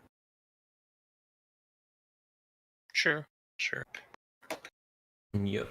See, and I have no issue running any of these events because I take my own advice and I farm every free-to-play unit in the game. Oh yeah. So like people complain about these events because of the restrictions. If you go out and get everything that the game gives you, you're going to be fine. If you ignore it because you think it's crap or I'm never going to use that unit, what's the harm in having 1 box space taken up by a unit that has 4 paths unlocked and is farmed up free to play to super attack 10? It's 1 box space. You just got a shit ton of box space back because now your Kais and your Statues don't count towards your box space anymore. There's Hell literally yeah. no excuse anymore to not just get every single free-to-play character the game has to offer. They're showing us all the time we're going to need them. So just get them done. Yep. Let me put that soapbox away, and we can move on. Yes. That So box I'm- is to be opened another day. So, Kaioken Goku becomes a Pure Saiyan's Category 3 stat 77% or Strength type key plus 3 stats 50% leader. Super attack is greatly raises attack infinitely and causes supreme damage to enemy. That is a 50% increase to his attack. That's actually really good. Passive skill attack and defense plus 77%, plus an additional key plus 3 in attack and defense plus 77% when hit points are 77% or less, plus an additional attack plus 33% and a high chance, which is 50%, of performing a critical hit when there Nice. is a Piccolo on the team. Link skills, all in the family, the Saiyan lineage, Z Fighter, shocking speed over in a flash and shattering the limit. Categories are Pure Saiyans, Full Power, Movie Heroes, Goku's Family, Final Trump Card, and Desperate Struggle. JMO, free to play Goku. First and foremost, my apologies for that. Oh, that was you. Yeah. You need a little more power behind those, bro. No, Be a man. I purposefully held it in because I feel like it's rude to do that while first and foremost you're talking, and then secondly we're on a show where we're trying to be professional. That's what your not mute professionalism. button's for, bro. I was too lazy to click it. I'm not gonna lie to you. So that kind of explains my expression of this Goku. My jaw just dropped because I already enjoy this Goku. I enjoyed him when he first came out. Like I was one of probably the few people who actually used him back then. I was like, oh shit, nice Kaioken Goku. And it's from Lord Slug, my favorite movie of all time in Dragon Ball Z. I was already excited about this, so I was like, just yes, then. Like, this gives me the energy to again want to farm EZA or easy areas, even though they're boring as shit. They're not as rewarding. Well, I mean, they will be. Like these are more rewarding because you get to do the LR Goku, obviously. But like, for the most part, easy areas always just seemed unrewarding in some cases. But this unit specifically, just he hits different for me because there's more nostalgia behind this unit. There's more nostalgia behind Lord Slug, which we'll talk about again. It all just comes down to the point that it's my favorite movie. The unit has gotten a substantial upgrade with his passive that it's just I'm excited to use him when LR Goku comes around. That's all I have to say. Right. Rujo, you got anything to add there? Can I just say that art is pretty damn cool. Yeah, shout out to Earless Piccolo, by the way. Bro rips his own ears off to get shit done. Yeah, like it. The man, give that man a trophy. But no, that in particular, I really like this art of Kaioken Goku. I really, really do. It's, I guess, besides the physical Kaioken Goku, the ×20 that came from the Namek Saga, this is my favorite because of how it. Oh gosh, it encapsulates the Kaioken because it's like, he's going all out. Okay. Oh gosh, I'm gonna go. Words are hard. It's like a mantra on this show. Yeah, it's because the hair back. So you could tell he's already in motion. And he's about to give it his all. And just oh gosh, the Kaioken is so fucking cool. Oh gosh, it's so cool. I can't say anything besides it's cool. Oh, can I just say to add on to that, where's our petition or where are our survey answers where we can just say where the hell is False Super Saiyan Goku in this game yet? Yes. Like why is that not a thing? He's on the cutting room floor with Dr. Wheelo and Garlic Jr. Well, fuck those guys. Where is our False Super Saiyan Goku? Well, no, I can't say it because Garlic Jr. Garlic Jr. is like the mascot, bro. But like Dr. Wheelo, yeah. But like, come on, man. It's a cool transformation. I feel like they can do really nice stuff with it. I was actually no one knows this, so I guess cat's out of the bag now because I'm going to tell you. You guys may have known through the past, like I was doing custom cards with like Havohai for a while. I think I've talked about that off the record, off the scene of like the podcast. I'm pretty sure you've talked I about was it on I was podcast before. maybe I was actually in the process of making a full Super Saiyan Goku card art and then just kind of making a whole thing for it. So maybe if I ever stop being lazy enough to get to that, I'll actually be able to like bring it around, show people and things like that. But Do it. I will at some point. But there's so many other things that are taking me away from other artistic stuff. But I would love to see that Goku in Dokkan, to be honest. Like, you know, it just feels incomplete that we have this Goku with Piccolo, and we don't have the prior to Goku, you know, like before all of that went down. Mm-hmm. Yeah. Make the Dokkan card become more powerful than ever. Do it. Tystra, any additional thoughts on this unit? No, it's really all I gotta say is that I'm glad that I'm getting a reason to like tinker with these free to plays now more than ever. Like I would play with a couple. There's a select few that I'll be like, yeah, I'll play with them even before EZA. But it's cool that a unit that's pretty old, you know, and in the free to play is now actually getting some love, and it's not a bad upgrade, that's for sure. Yeah. And then well, one more thing. He has a pretty good links key link set. Yeah. This what Saiyan lineage gives 1. Shocking speed is 2. Over in a flash is 3. Shattering the limit is 2. He's heavy on key links. Oh yeah. So, of course, And if you get him all to level 10, which he's free to play, I wouldn't necessarily suggest working that hard. Those key links are all very solid at level 10 because of the additional bonuses that they give you. Yeah, and then All in the Family and Shattering the Limit. I think All in the Family is like 20% defense, and then Shattering the Limit is 10%, I think it is. Yep. So you're going to get a pretty good defense on this guy. Yeah, Shattering Limit's attack and defense 5% at level 10. Okay, yeah. So you're going to get a pretty decent defense boost on top of the already pretty good defense boost he has. Also required for the Frieza Prime Battle EZA. Just throwing that out there once again. Yep. So it's not a question of if he's good or not. It's a question of he's needed to get something that's really good. So get it done. Facts. Preach. Lord Slug's EZA. Here we go.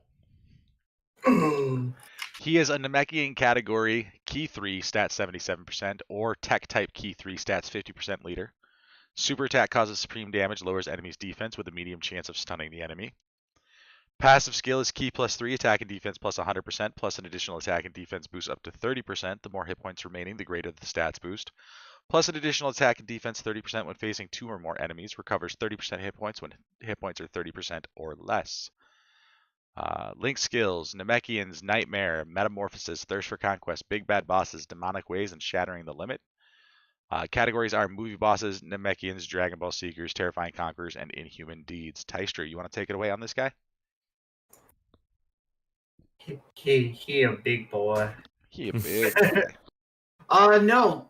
Again, it's another one of those instances for me that I didn't use the previous form because he wasn't really much of a utilization even for Namekians for me.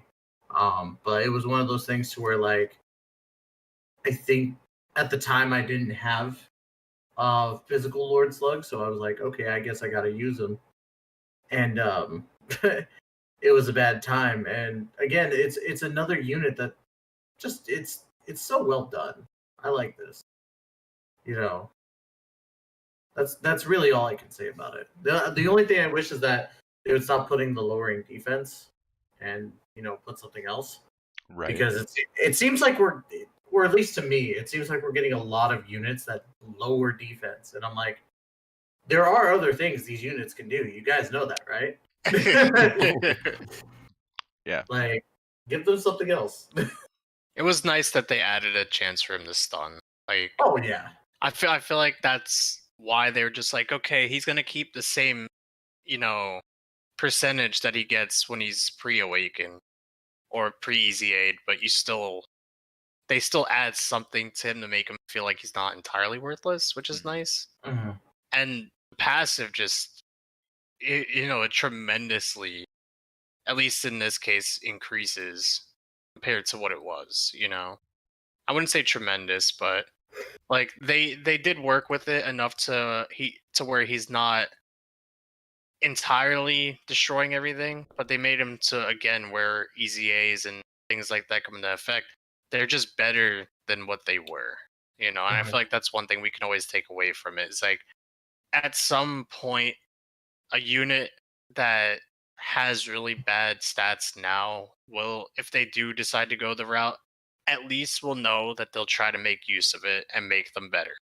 This way we're not sitting on, like walking on corn, whatever the fuck the phrase is. I don't even care, dude. Walking on Legos. Yeah, like walking on eggshells with just units that, we still don't care to use. Like, again, the Vegeta and Goku scenario that I said should have got EZAs during the Majin Buu stuff. Like the Prideful Hope Goku and the Vegeta. Those should have gotten easy areas, or EZAs rather, and they didn't. And those are two units that nobody still uses because they don't have anything worth to use them for. Like I would like for them to bring that kind of aspect to more of the summonable characters as well, not just these free-to-play ones. But for this Lord Slug, he's really good. I like it. I like all their kits so far. Can we get the phrase trending walking on corn? Can we get that trending somehow? Hashtag walking on corn. Hashtag walking on corn. So if Goku was super heavy on Ki, then Rujo, would you say that Slug is kind of thirsty for it? Yeah. Yes, I would say so. I mean, what? Badly. One Ki link? Shattering the limit? Yeah, and then the teams he's on, well, I mean, I guess Dragon Ball Seekers, but it's... Oh, no, Demonic Ways. Demonic Ways has it, but who the hell's on Demonic Ways? I think you could link him up with Demon King Piccolo, but... Namekians and Buu Piccolos. And some Gohans, apparently, because, Well, I mean, to be fair, is he really going to need that much Ki? Because... he does have Ki plus 3 as passive. Yeah, that's what I'm saying, is like, in a common scenario, he has 9 out of his 12 Ki already. Right. So you're not really going to need that much Ki in the first place for Mas Ki. He only needs 3 Ki. Mas Ki. No. Mm-hmm. I will say, though, this guy for a free-to-play unit is a solid option in Super Battle Roads. I'm not sure about Extreme Super Battle Roads, but definitely in Super Battle Roads. I mean, because if you're facing 2 or more enemies, you've got that additional attack and defense plus 30%. He has the attack and defense boost up to 30% based on how many hit points he has. He recovers 30% hit points if you're at 30% hit points, which, yes, we know it's hard to get there, but in Extreme Super Battle Road, not really that hard to get there. Nope. It's hard to get there and stay there without going to 0, though. Oh, yeah. Mirroring Majin Power. They will never fall under 50. I'm joking, no.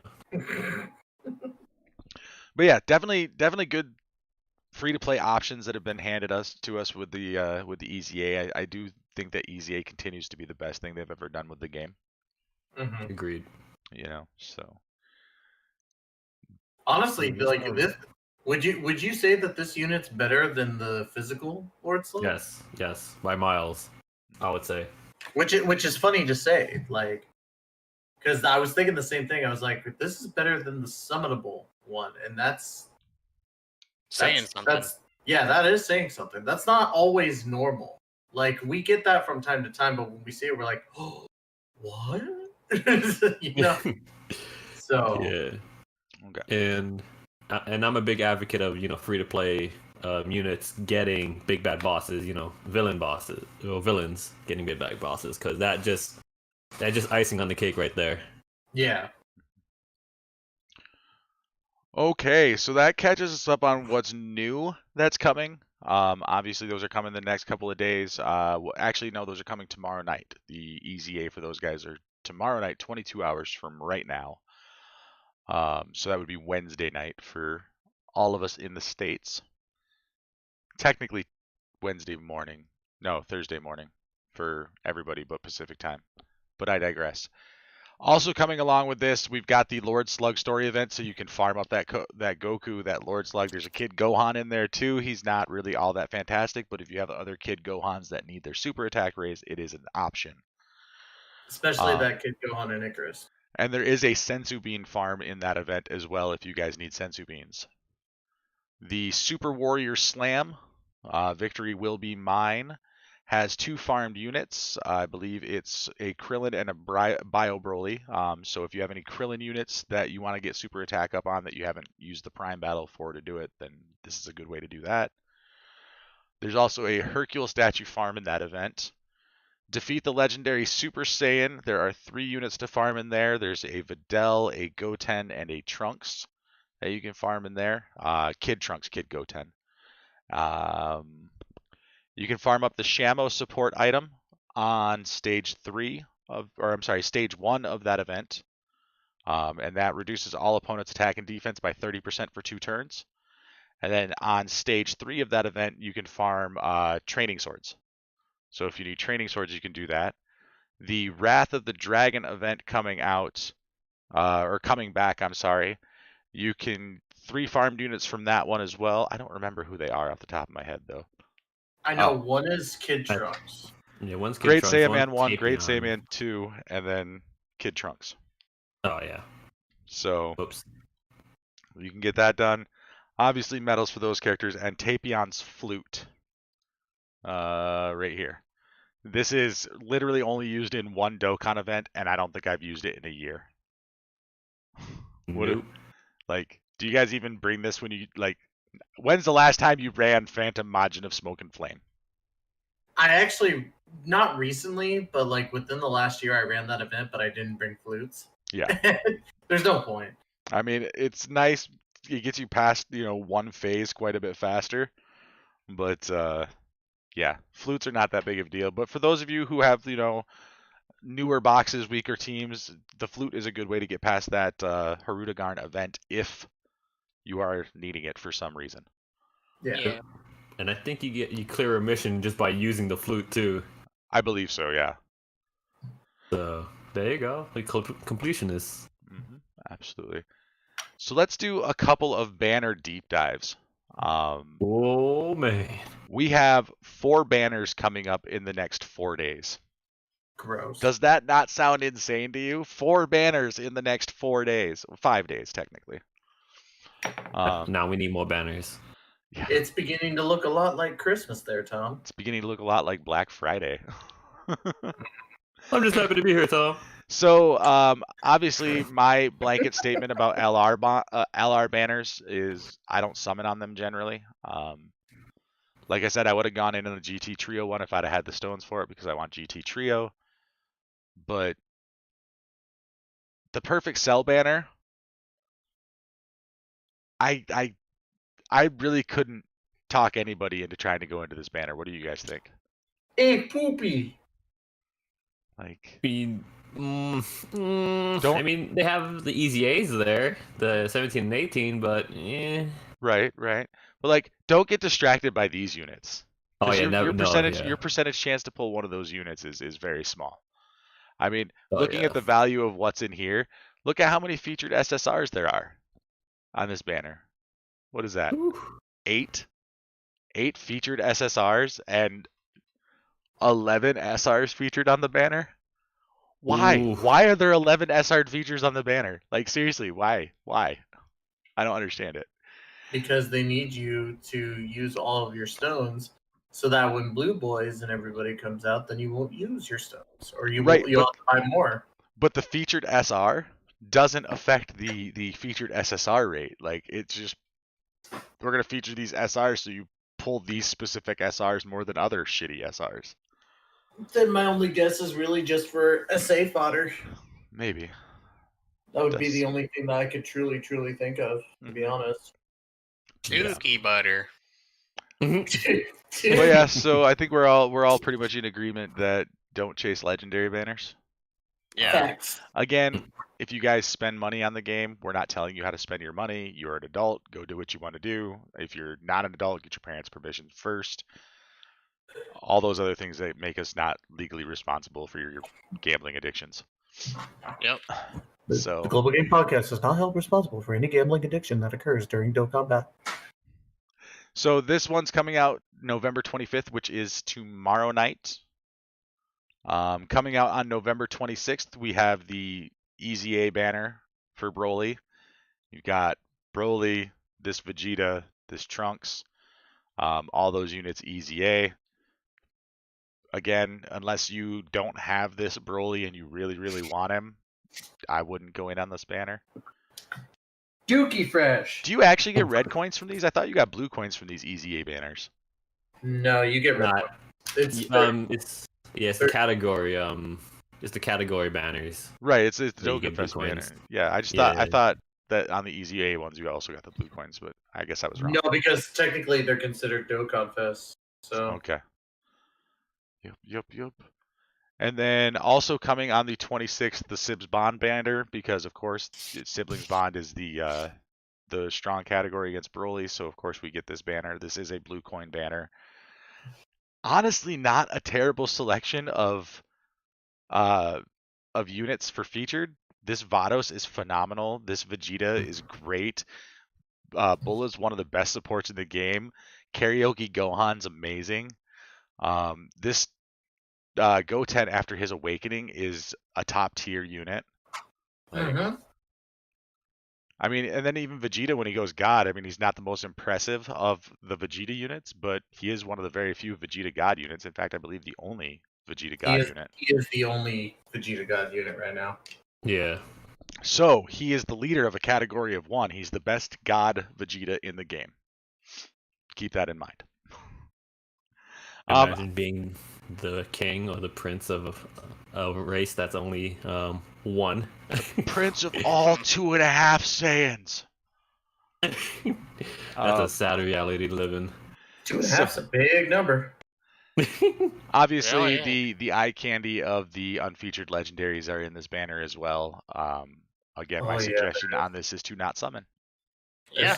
There's some eye candy in there. That's right. Heck yeah. There's definitely some eye candy. And then know? coming the night of the 28th, or the 29th, I can't remember which one it was. We are getting another LR banner, this time with the Strength Trunks and Mai featured.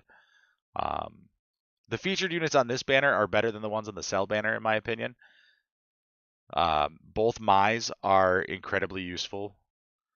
Gawasu's is one of the best support units in the game for defense.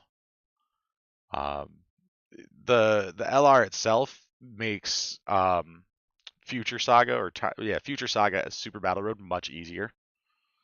So if you're struggling with that, it's a good unit. But again, it's an LR banner. I still think I wouldn't tell people to summon. Same. Yeah, like okay. Frick these banners. Ty's like, whatever, I'm going 600 stones in each. Fuck y'all. No. Don't love me in with that. No. No. Yeah. I already have enough Trunks in Mai to go around. I don't need any more than that. But yeah, so yeah, they do lead time travelers, but they are on Future Saga, so you can use them and build a time travelers team for Future Saga, and because of their passive, they make that stage significantly easier. Oh yeah, definitely. Because they have that chance of evading all enemies' attacks, including super attacks, if it's a Future Saga category enemy, in which everybody in that stage, except for the Cell in the second fight, is a Future Saga category. Yeah, and they have a decent chance to stun too. So. Yep. So it's not bad at all. They're a good unit for that. Taking them as the friend was probably the only reason why I beat that one. Yes, agreed. So. All right. Because. Yeah, the last stage is Goku Black and Zamasu, right? I believe so. Yeah. It's been if so I remember long since I've correctly, done that one. Yeah, if I remember correctly, they hit ridiculously hard. So. Yeah, that's just kind of a Super Battle Road thing. I mean, I just remember it being them hitting ridiculously hard, just like that Gohan. But yeah. All right. So let me get to the next spot here, because I lost my place in my notes.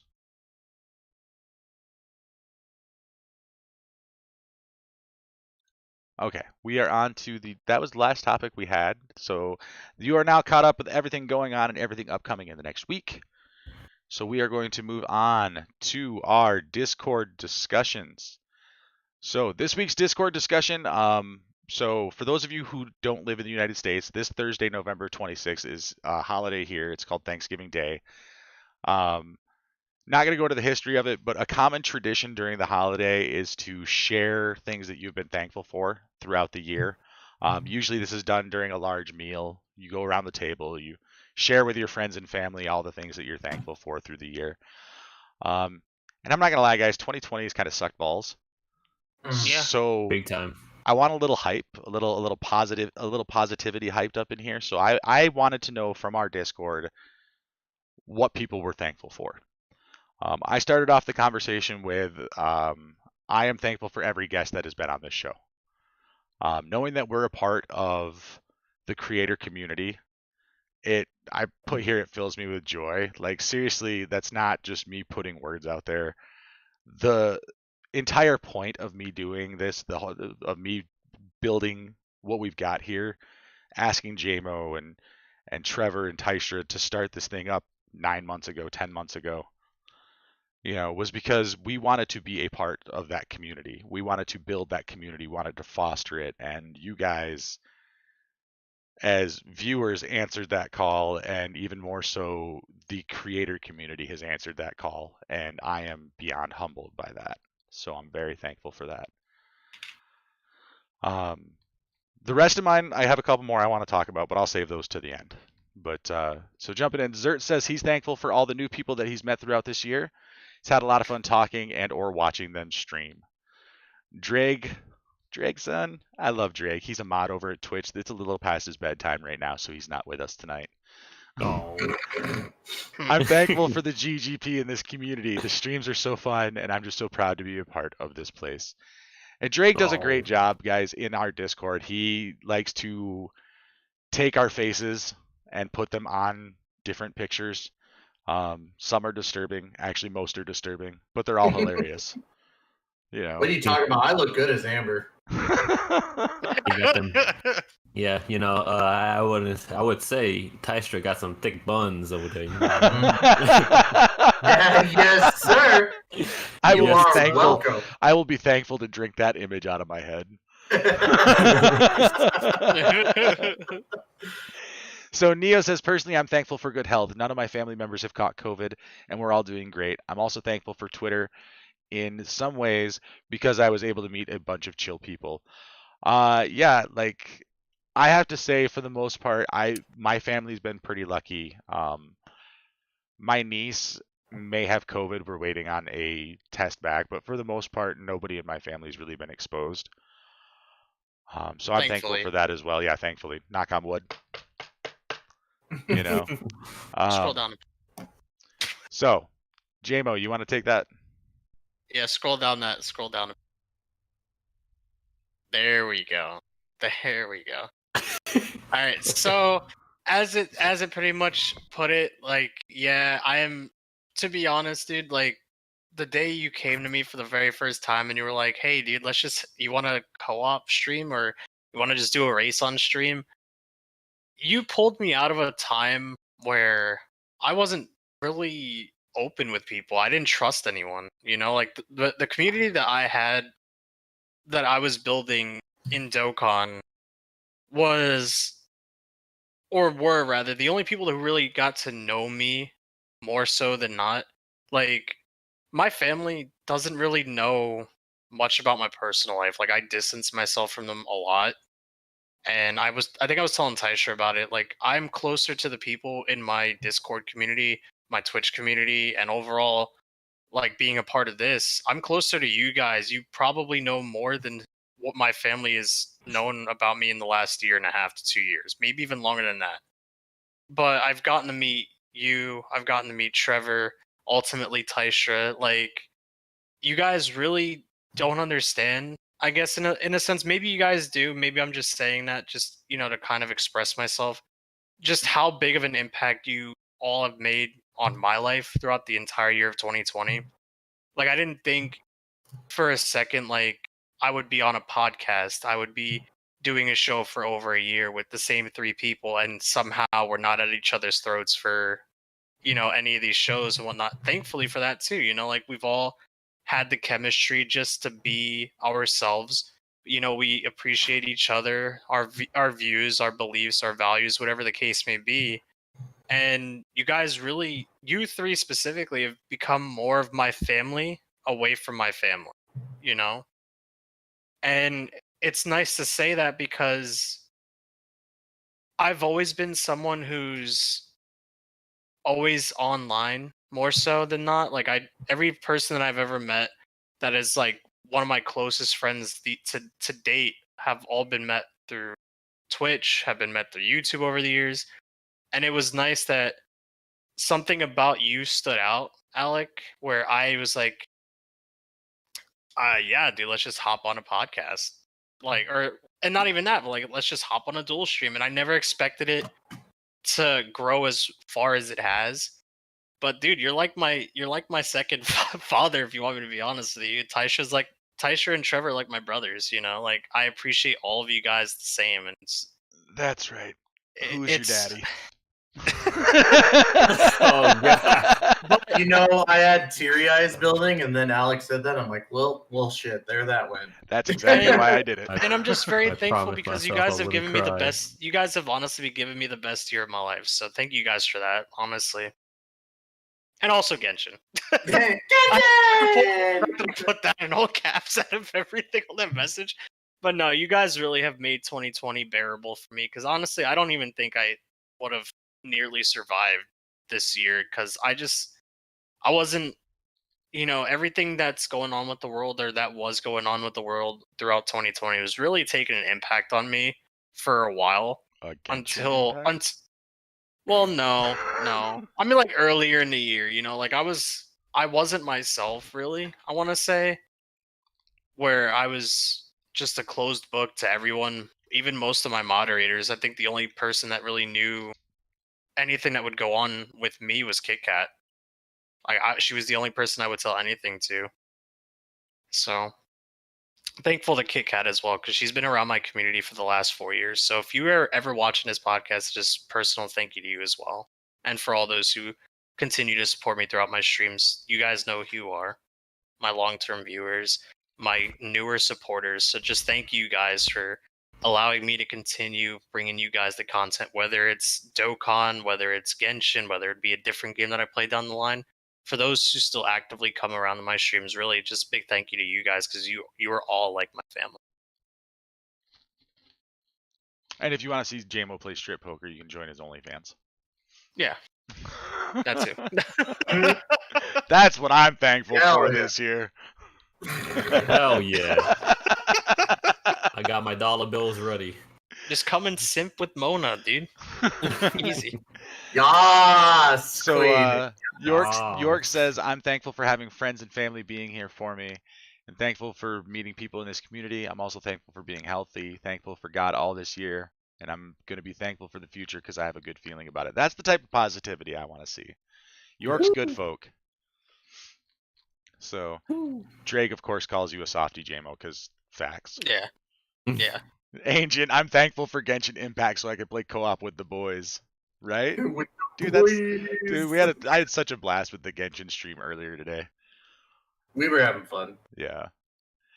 Let's see here. Rujo, you want to take yours? Oh, that's not my name anymore. No. Just Big Dick Senpai, do you want to take that? Yeah, that's my name. You don't have to say it out loud.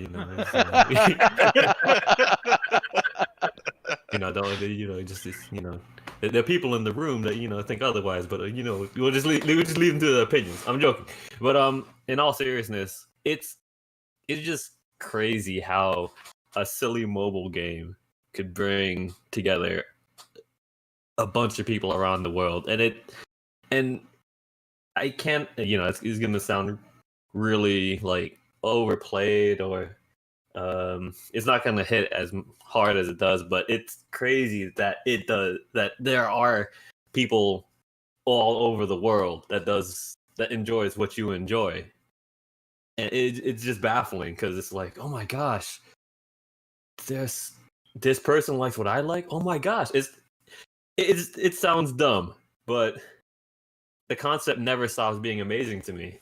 And then it's about Dragon Ball, so that's icing on the cake right there. And then I'm just thankful for the opportunities and that my life has brought me up to this point, and being here and then meeting you guys. You guys are chill. I love you guys. Oh. I'm not gonna lie. Like having guys like Toon Rami, you Rujo, having Vicious Panda and Wounded Ox on the show as well, just to name a couple. Like every one of you guys have had a special meaning to all of us down the line. Like Taisha with Jinro and Social Fire. Probably all of us with Nolar. So it's like, we're all still like, I know we're doing it now. Like we're all saying what we're thankful for now, but there's still so much more thanks that we have to be appreciated of that are still coming out through the rest of 2020 as well. Yeah, definitely. MB the Ninja 12 says, I'm thankful for meeting everyone in the GGP. MB, thank you. We're thankful for meeting you too, buddy. Akatsu, wow, words are hard. I'm thankful for Super Saiyan 4 Broly.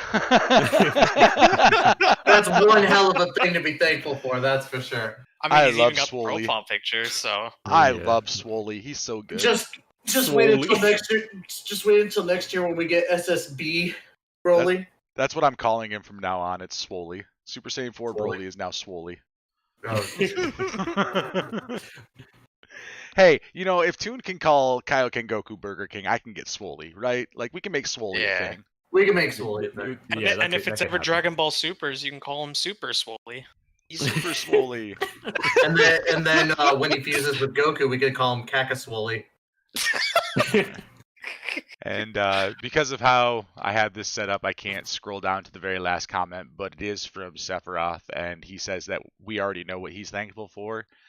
I'm not going to go into a whole lot of details on that, but Sephiroth shared a very emotional conversation with some of us the other night in one of Ty's streams, and it kind of leads into what I want to say. I'm thankful for the fact that you all make me feel like I have a purpose. Like, I was literally fighting back tears when Steph was talking about the effect that we've had on his life, and it's not something that I ever thought I was going to have. It's not ever something that ever crossed my mind when I started creating things. When we started doing this podcast, I never thought about, oh, we're going to touch people's lives and we're going to make it better.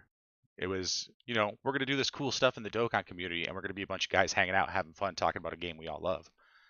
Yeah. I never once considered the fact that I would have an impact on somebody's life, and that person's, I've never met them face to face before. So I'm thankful for the perspective this year has brought to me.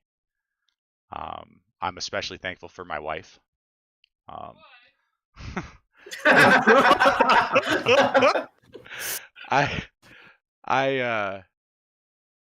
We're about next week. We're gonna hit 11 years married, and there was a time where I didn't think we were gonna make it past 3. So I'm definitely thankful for all that. I'm thankful for so many things that I can't even really put into words. Just the fact that I don't have to worry about meeting somebody else's deadlines, or I don't have a boss breathing down my neck. I have a team of co-creators. I don't consider any of them workers. I don't consider any of them employees. I mean, legally you have to pay them in order for them to be employees. But these guys, like, they were just creators that I liked their style. I liked the cut of their content. I just had a vibe that I wanted to be involved with them. And I mean, JMo's already said it, but these guys are my family. Like, I will be the truth Dokkan finally Grandpa. comes out. You know, I'm Drake's kidding. Drake's gonna be pissed that he missed this because I love every last one of you. Mm. I love everybody who's in the voice chat right now. I love everybody who's in the text chat on YouTube, on Twitch. I love everybody in the Discord. Like, you guys all matter to me because you made me feel like I mattered to you. And I'm gonna cut this off before it gets any more emotional than that. You guys mean a lot to me. A lot. It's a sad day for Rain. The feeling's So. mutual. Well, I mean, it's probably still gonna rain because I also kind of wanted to dig in a little bit. So yeah, So- go ahead, dude. Go ahead. Dang Take the it. floor. Dang it. Yeah, you're the last Well, person to speak. I kind of apologize because I'm probably gonna get really sappy as well, and I'm not normally known for being sappy. I'm known for thirsty. Last year, I'll kind of build myself up a little bit. Last year, as when I really started pushing for Dokkan, I grew as a content creator in more ways than one. I had tripled my follower base in the span of 8 months. I had gone from thinking about, kind of taking a streaming and making it a backseat thing and, focusing more in my career to going, people actually want to watch me in some way, shape, or form. And I grew as a content creator in the sense of working with other people. At that time, I'd been working with Pilk Raptor, General Bardock, and a couple others. And, Alec came to me and was like, hey, I got this thing I want to try out, And little did I know that this would be the one thing that I wake up every day to be a part of. I obviously love this thing, and you guys have become family to me as well. The biggest thing is, and we kind of hinted at it a little earlier, and this really put in perspective. Like, this year has been the shittiest year for the world, but in a way, it was one of my best years because I met wonderful people. I got to work with so many great people as well, and I got to do a lot of things that I normally wouldn't get to do. And then, I turned 30 this year on the 15th, and it put in perspective of like, man, 30 years on this earth. Crazy how I've lived that long. And like literally just a couple days later, I get into a car crash. And that moment was scary because I realized just how quickly it could go away. And yeah, I never want to like lose it. So hold on, let me get a drink of water real quick. Oh, Tystra. Oh gosh. Thank goodness. The he show went was away. never supposed to be emotional. Right. It wasn't, but Oh, I feeling- had to get it out. I'm so in short, I'm thankful for being able to live. I'm thankful for the lovely people I have in my lives. Like Alec, JMo, Trevor, everybody who's involved with GGP, the guests like Rujo, Toon, Social Fire, Jinro, General Bardock, just to name a short list of wonderful people that I love talking to and, have been very supportive, especially these last couple weeks. And I'm thankful that I can call you guys not only my friends, my brothers, but my family. So. Dang it, Ty. I'm sorry. I'm sorry. So no, you're good, dude. I'm glad that we have that connection. Like, I'm going along with the theme here. I'm thankful for it. I'm thankful that we have that emotional relationship, like, between all of us, like the entire crew, the entire behind the scenes crew. We're all supportive of each other in everything that we do. Like Omni came on. He was in the show for a while. He's kind of stepped back because he stopped playing Dokkan. He still does our thumbnails. He's still welcome to come on whenever he wants to. I love that man. but even when we're not all working together on this project, because we kind of float in and float out. Not all of us are always doing something with the global gang, but we're always in communication with each other. We have this great relationship between the 7 of us behind the scenes that I put something out there, you guys give me feedback, and I'm never offended by it, except for Trevor every once in a while. But that's because Trevor likes to push. No, I'm kidding. I love Trevor. I love button heads with Trevor because it's all in good fun. But speaking of additional things that we are thankful for, this seems like a really good time for me to actually remember to do shout outs for today's stream. Yes. Hey, there we go. So I am thankful for Darkfire PH for the follow. I'm thankful for Rev Central with the 2 gifted subs to TrevorIsanguard and Ken Cocoon Game. I'm thankful for Sir Knight Jordan with the host. Kermit E Frog Official 23 with the follow. Yeeter Yeet 69, love the name. Thank you for the follow. The Great Viewer also with the follow. B Super BOS with the follow. JMO with the host. Rujo with the host. You guys, thankful for all of that. Never post my hosts. Do you host before the standby screen goes away? No. Or yeah, when the standby screen's on there, I host. Yeah. No. I don't auto host. Okay. I put in the extra work. Yeah. So I do if you do it when the standby screen is up, it won't show up in here because alerts aren't enabled on the standby screen. Oh, that makes sense. So that's why. And thank you for your host, Ty, and all your support in the last 10 months. So guys, we're gonna move on to some viewer Q&A. So if you guys have some chat or some questions for us here in the chat, go ahead and throw it up. We will answer anything you guys throw up that we feel is suitable to be answered. I don't want to say we're going to answer anything because we have discretion here.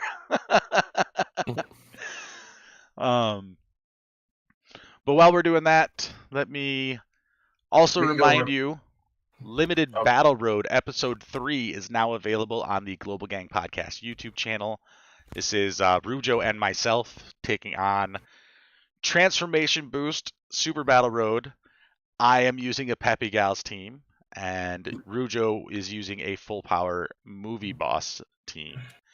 The results were amazing. Unexpected.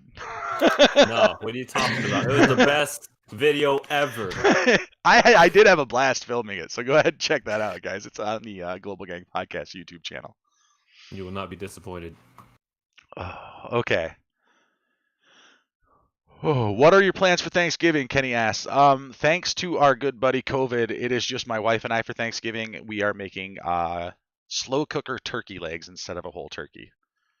Oh, that sounds nice. That sounds good, actually. Yep, I've got a marinade. I'm actually, after the show tonight, I'm gonna go put those in the marinade so they soak for like a day and a half before I actually start slow cooking them. It's gonna be so tasty. What about you guys? What are your plans?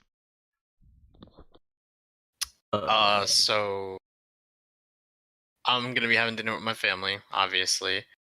I do have family members coming over.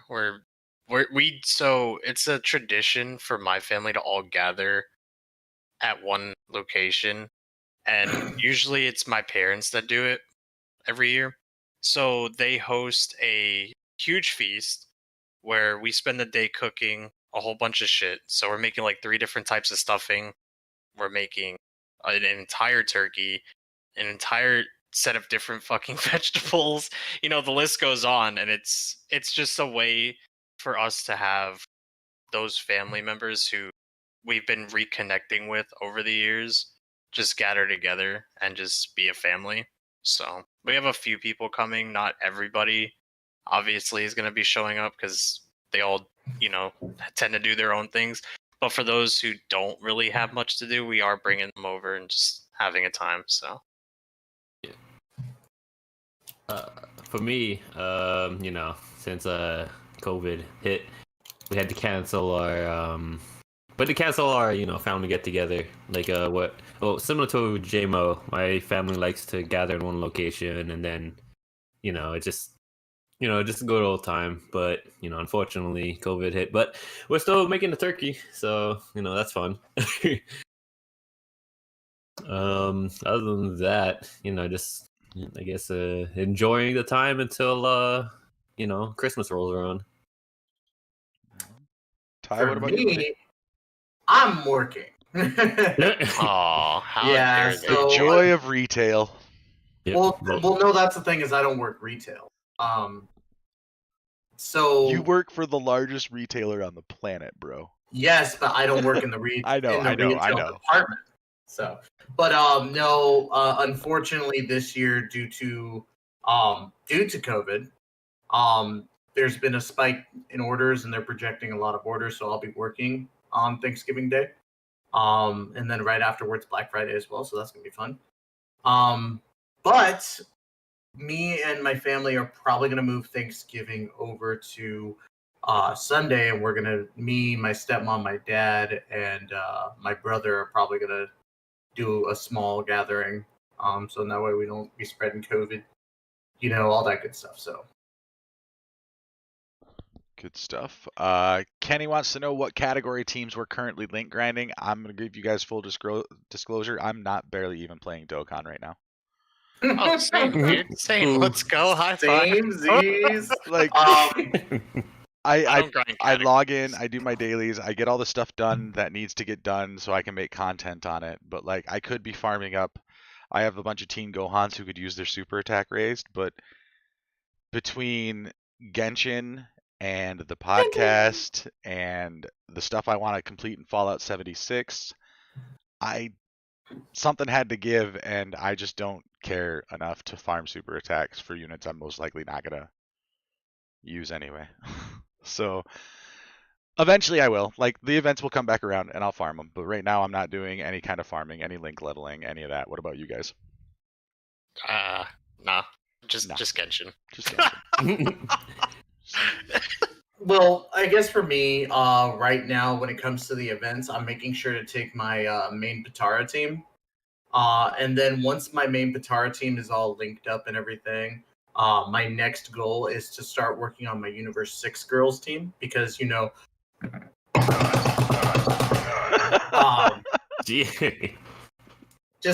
to get that out the way. And then probably after I get the Universe 6 girls out the way and I finally get Kefla when she finally becomes mine, I'll probably end up really pushing to get the Giant Ape category ready to go so that when Super Saiyan 4 Gogeta comes out, it's balls to the wall immediately. So those are my plans. Hell yeah. Right now for me, I'm link leveling movie heroes. In particularly, I'm trying to link level 10 the Great Saiyaman units, the 1 and 2, and the 2 and 1, because I took the LR Great Saiyaman 1 and 2, and they are actually really good. Like that. No shit. Stupid me, but they actually do pretty damn decent. And then with that when I run them on the team, with LR, with the 2 Great Saiyaman 2 and 1, they're constantly getting the 18 key. So they're supporting, and then I was like, oh man, I want to get this unit to level 10. Oh my gosh. And then just run it with the Great Saiyaman 2 and 1. But other than that, yeah, that's my current team. Rev Central asks, any big plans for other Global Gang projects in the future? Outside of this amazing charity co-op thing we're doing with a guy named Rev Central, I don't have any big projects to talk about. That's the boy? No, but I've been kind of kicking around the idea of some kind of discussion topic video series. I don't know if it would be a weekly thing, if it would be every couple of days, just whenever I come up with an idea for something I want to rant about with a couple of people. But I would like to do some shorter, like 15-20 minute videos where it's just let's have a conversation about this. But every time I've done those with other creators, they turn into an hour-long conversation because I talk a lot. I don't know if you guys have noticed that. No. So what were we talking about again? I kind of lost track after you started speaking. yeah, global gang projects in the future.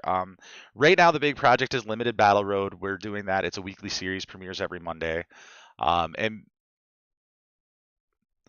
the concept of Limited Battle Road is taking Super Battle Road and adding one stipulation to it.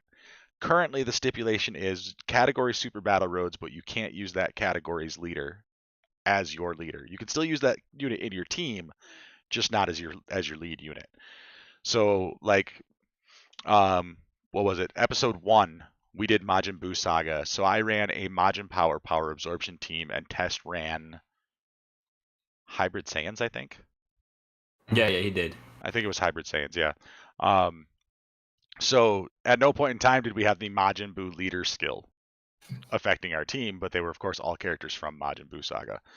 It's a lot of fun. It makes you look at team building a little bit differently, and also it's just kind of there to prove that we have too damn many categories because everything crosses over and bleeds together now. So it's not saying that that's necessarily a bad thing. I personally feel that the category meta is kind of stale, but we'll save that for a discussion topic video if we ever get around to doing those. But since I'm really kind of the only one that can answer that question, let's move on to the next one. Kenny McGee, any dessert or snack combo recipes you're interested in trying out? Rujo, you got any snacks you looking to try out for Thanksgiving? Oh gosh, not really. Not really. Besides just enjoying, some good turkey dinner. Other than that, I can't really say. What about you, Anthony J. Homemaker? Probably not. I don't really. Like for me specifically, I've been avoiding all types of snacks and unhealthy stuff. So Thanksgiving's gonna be my time to unwind, just eat whatever the fuck I want. But it's not going to be anything like snack related or, ice cream related or pie related, like nothing like that. So, Ty, what's your kitchen putting out? So we're talking about snack combinations, right? Snack combos, desserts, anything you're going to talk about for Thanksgiving. Oh, okay. Mona and sucrose is a good fair snack enough. combination. Right. Jesus. maybe a little kale cauliflower on the side, and probably kefla for dessert. Chilai as the main course. All right. No, but in all seriousness, not really anything too special that we make for Thanksgiving. It's a very kind of OG spread, I guess. But we do candied yams every year, so I'm kind of looking forward to that. Ooh. Oh, I hate yams. Candied yams is good though. Okay, all right. Context as to why I hate yams. It's partially to do with flavor and texture, but it's primarily to do with the fact that the most popular brand of yams sold at Thanksgiving are Bruce's yams. Mm-hmm. My real first name is Bruce. Do you know what every Thanksgiving I'm asked? Do you want some of your yams? Are you gonna make your do you want some of your yams? They've got your name on them. No shit, they've got my name on them, and they look like Donald Trump's poop. I don't want them. Anyway. So these ones have like the marshmallows and stuff on them. So I know it doesn't matter. I'm also diabetic. Oh yeah. So fish are friends, not food. Fish are friends, not food. Boy, Bruce. So as far as me, I will actually kind of. It's not anything I'm interested in trying out. This is a dessert that I make basically every Thanksgiving.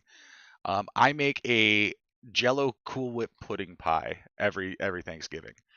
Jello pudding pie. Okay, so I'm gonna give you guys the quick breakdown. This is the easiest dessert. A 5-year-old could make this.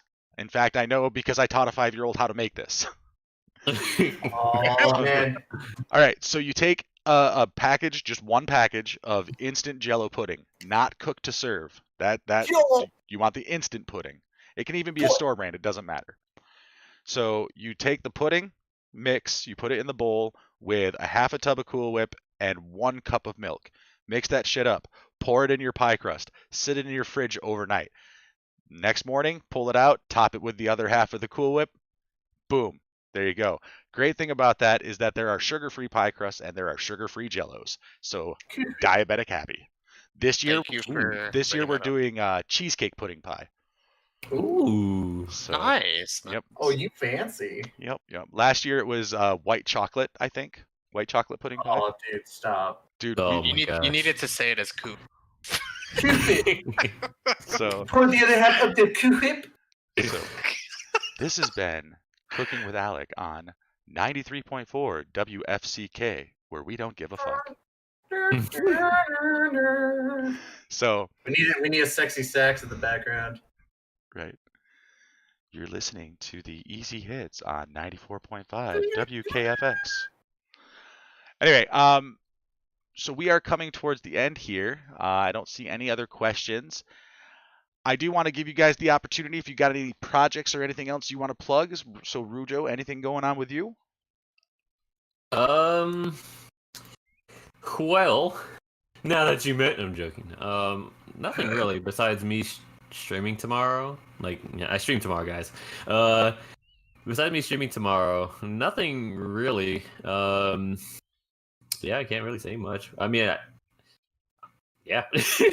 What time tomorrow? Oh, it is at 8 p.m. Eastern Standard Time. So, if you're available, I don't know, you can come by, we're playing Vampire, I don't know how to spell it. Oh, The one with the Y, Yes, the one with the Y. right? correct. And then we're blessy blaying, giving people hickeys on their necks in London. So, it's very interesting. Very, very interesting. Yeah. Right on. Where's mine at? Ty, you got anything going on this week you want to share with the people? Well, I just want to know where my hickey's at. It's in the mail. Rujo? The check's in the mail. We'll talk about it after the stream, Ty. It has to be done in privacy. So after this stream, I'm probably gonna get on some Destiny 2 because I feel like I robbed a bunch of my guys today. Because I had some stuff going on. But Sunday, I'm hoping to plan after I get back from my parents' Thanksgiving. Planning to do hopefully a Phasmophobia stream. So if you guys want to see a grown man scream, Oh, hell yeah. that'll be your chance because I think we're actually going to go into the prison map. So we're going to try that. Probably some Among Us this weekend as well. Genshin, maybe some. I'm going to try and make room for everything, but I can't promise anything. And that's basically it, except for I don't know if Alec wants me to say anything, but Limited Battle episode 4 will be coming Monday. Monday. Nice. If you need a fourth for Phasmophobia, you know the guy. You know the guy. His name is Yeah, starts with an R. the Rev? Yep. No, I'll let you know. the cool thing about not this most recent episode that posted, but the one that is coming on this coming Monday is that it'll be the first episode of Limited Battle Road that I am not a participant in. Nani? So it's going to be our boys Tystra and Trevor.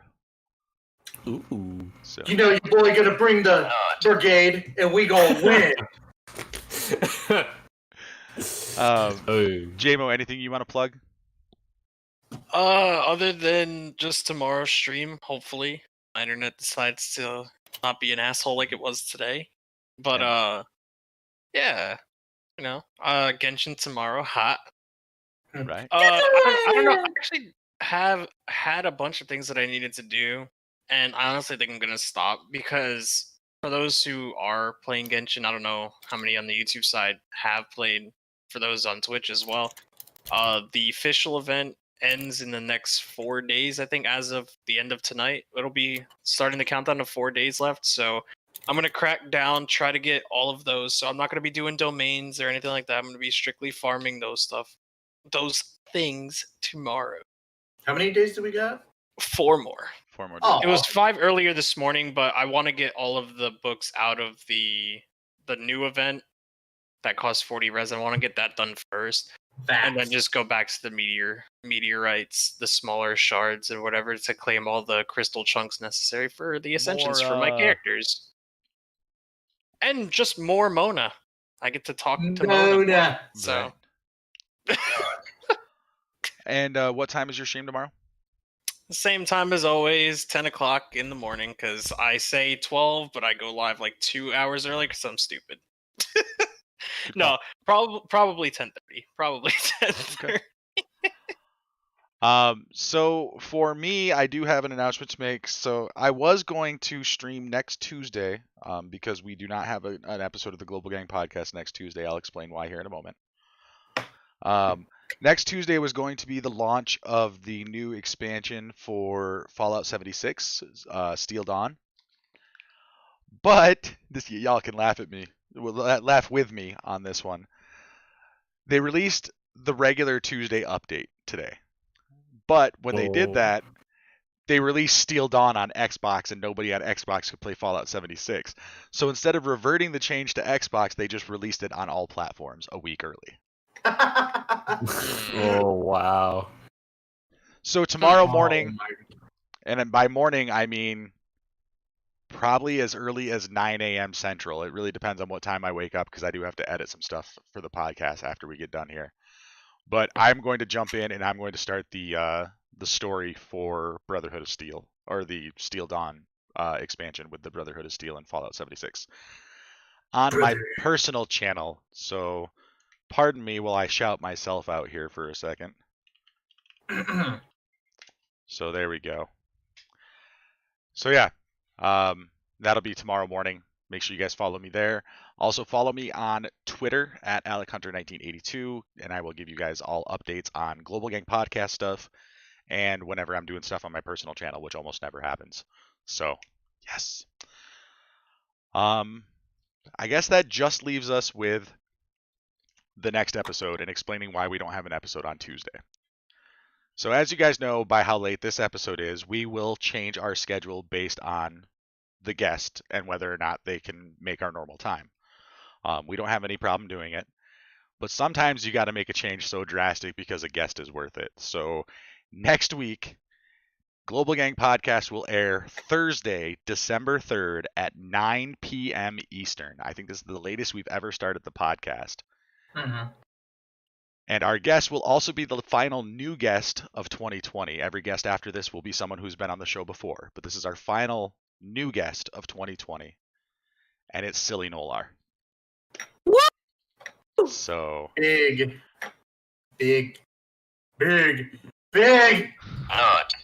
I'm pretty fucking excited. I'm not gonna lie. Like I'm super stoked. like Ty's taking time off of work to make this happen.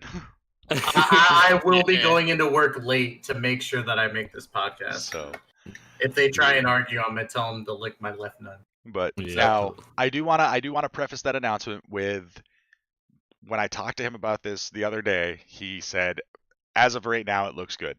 Keep in mind that he is a dentist, so you know his schedule can get weird if there's emergencies and stuff. He's also super busy with 59 Gaming and all that other stuff. So as of right now, our guest is Silly Nolar, Thursday, December 3rd, 9 p.m. Eastern. I don't see it changing, but just keep in mind that it might, and if it does, I will announce it on Twitter. Yeah, like when I got the docu, well, behind the scenes, Alec likes making his making a spreadsheet. Well, not a spreadsheet, like a doc. So Show notes. you know, yeah, show notes. There you go, show notes. And then when I looked down on the show notes to see the next guest, I was like, oh my gosh, what the hell? It's definitely a surreal moment to like, and I also was super happy because you know we're all fans of each other in some way, shape, or form. You know, I don't think there's really any bad blood between any of us from anywhere. So it's so cool to actually see that we got Nolar to actually be like, yeah, I want to come onto your guys' podcast. And it's like, Well, don't hype it up that much. That's not exactly what happened in that situation. It was well, you get what I mean, though. so how Just in general. I'll give you guys the background story. So how this worked was Nolar does these weekly videos where, or I don't know if it's weekly, maybe it's bi-weekly, where you get to submit your summons. And he will watch your summons and, you know, rate it or whatever.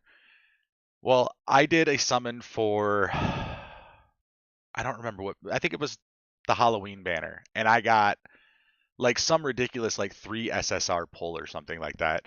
And I'm like, okay, this one's worth submitting. And I didn't think it would ever get on there. Well, it gets onto his stream and he shouts out the Global Gang podcast. Oh shit! Like, I didn't even know this dude knew we existed. Like, straight up. Like, I've been watching him for a long time and I didn't think he even knew of our existence. So I just took a shot after seeing that and messaged him on Twitter and been like, this is normally where I would explain who I am and what it is that we do, but you apparently know who we are already. So Yeah. would you be interested in coming on? And then it was just a matter of, finding something where schedules worked, and this is where it was. Like, I think we've been working on this for 5 or 6 weeks at this point, trying to figure out, like, get it all squared away. Or maybe it was 5 or 6 weeks ago that I did square it away. I can't remember. I do so much stuff with scheduling. And speaking of scheduling, one last announcement there before we finally wrap things up. Middle of December, so probably around the 15th, I will start scheduling January's episodes of the podcast. So if you are a content creator or you know a content creator and you would like to be a guest on the Global Gang podcast, please go to our Discord. We have a guest suggestions chat.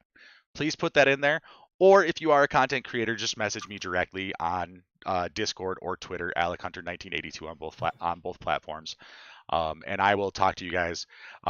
If you're somebody who I haven't heard of, which has actually happened a lot more often than I thought it would, like I didn't realize how big the Dokkan creator community was, I will say, let me watch your content for a little bit. I want to make sure that we're, all on the same page for how we feel the show should go. I don't want to bring somebody on here who is completely against the chemistry that we have going on. Mm-hmm. So, but anyway, yeah, so around the 15th, I'll start scheduling. So if you guys have any creator friends, or if you are a creator, you want to get involved, let me know. We will get something worked out. That means you have a high. Looking at you. I've only been trying to work on Havo High since January. Wherever you are, Havo. If you're watching this, or if you ever come across here, you know me. I'm kidding. No, we're gonna start calling out people. Josh, J Fanta, get your schedule going. Son, I'm gonna come on the Smash and I'm gonna smash you. Slow your roll. I've had conversations with both of those creators. I know that's the point. I'm only teasing. We're trying to get them to, go. Oh, don't guilt trip people onto the show. No. I would love more than anything to tease Havo on a regular basis if I had the opportunity to talk to him on a regular basis. And listen, Josh called me a boomer on his Smash tournament video. I don't think he's gonna take this as like guilt tripping. Speaking of Josh, I think we're gonna raid J Fanta. He's playing Among Us. Might as well. So we'll throw that up there. You guys, if we don't talk on Discord or Twitter or anything before then, I hope you all have a happy Thanksgiving. If you celebrate, I hope your holidays in the United States are safe. I hope your families are well. And you too, man.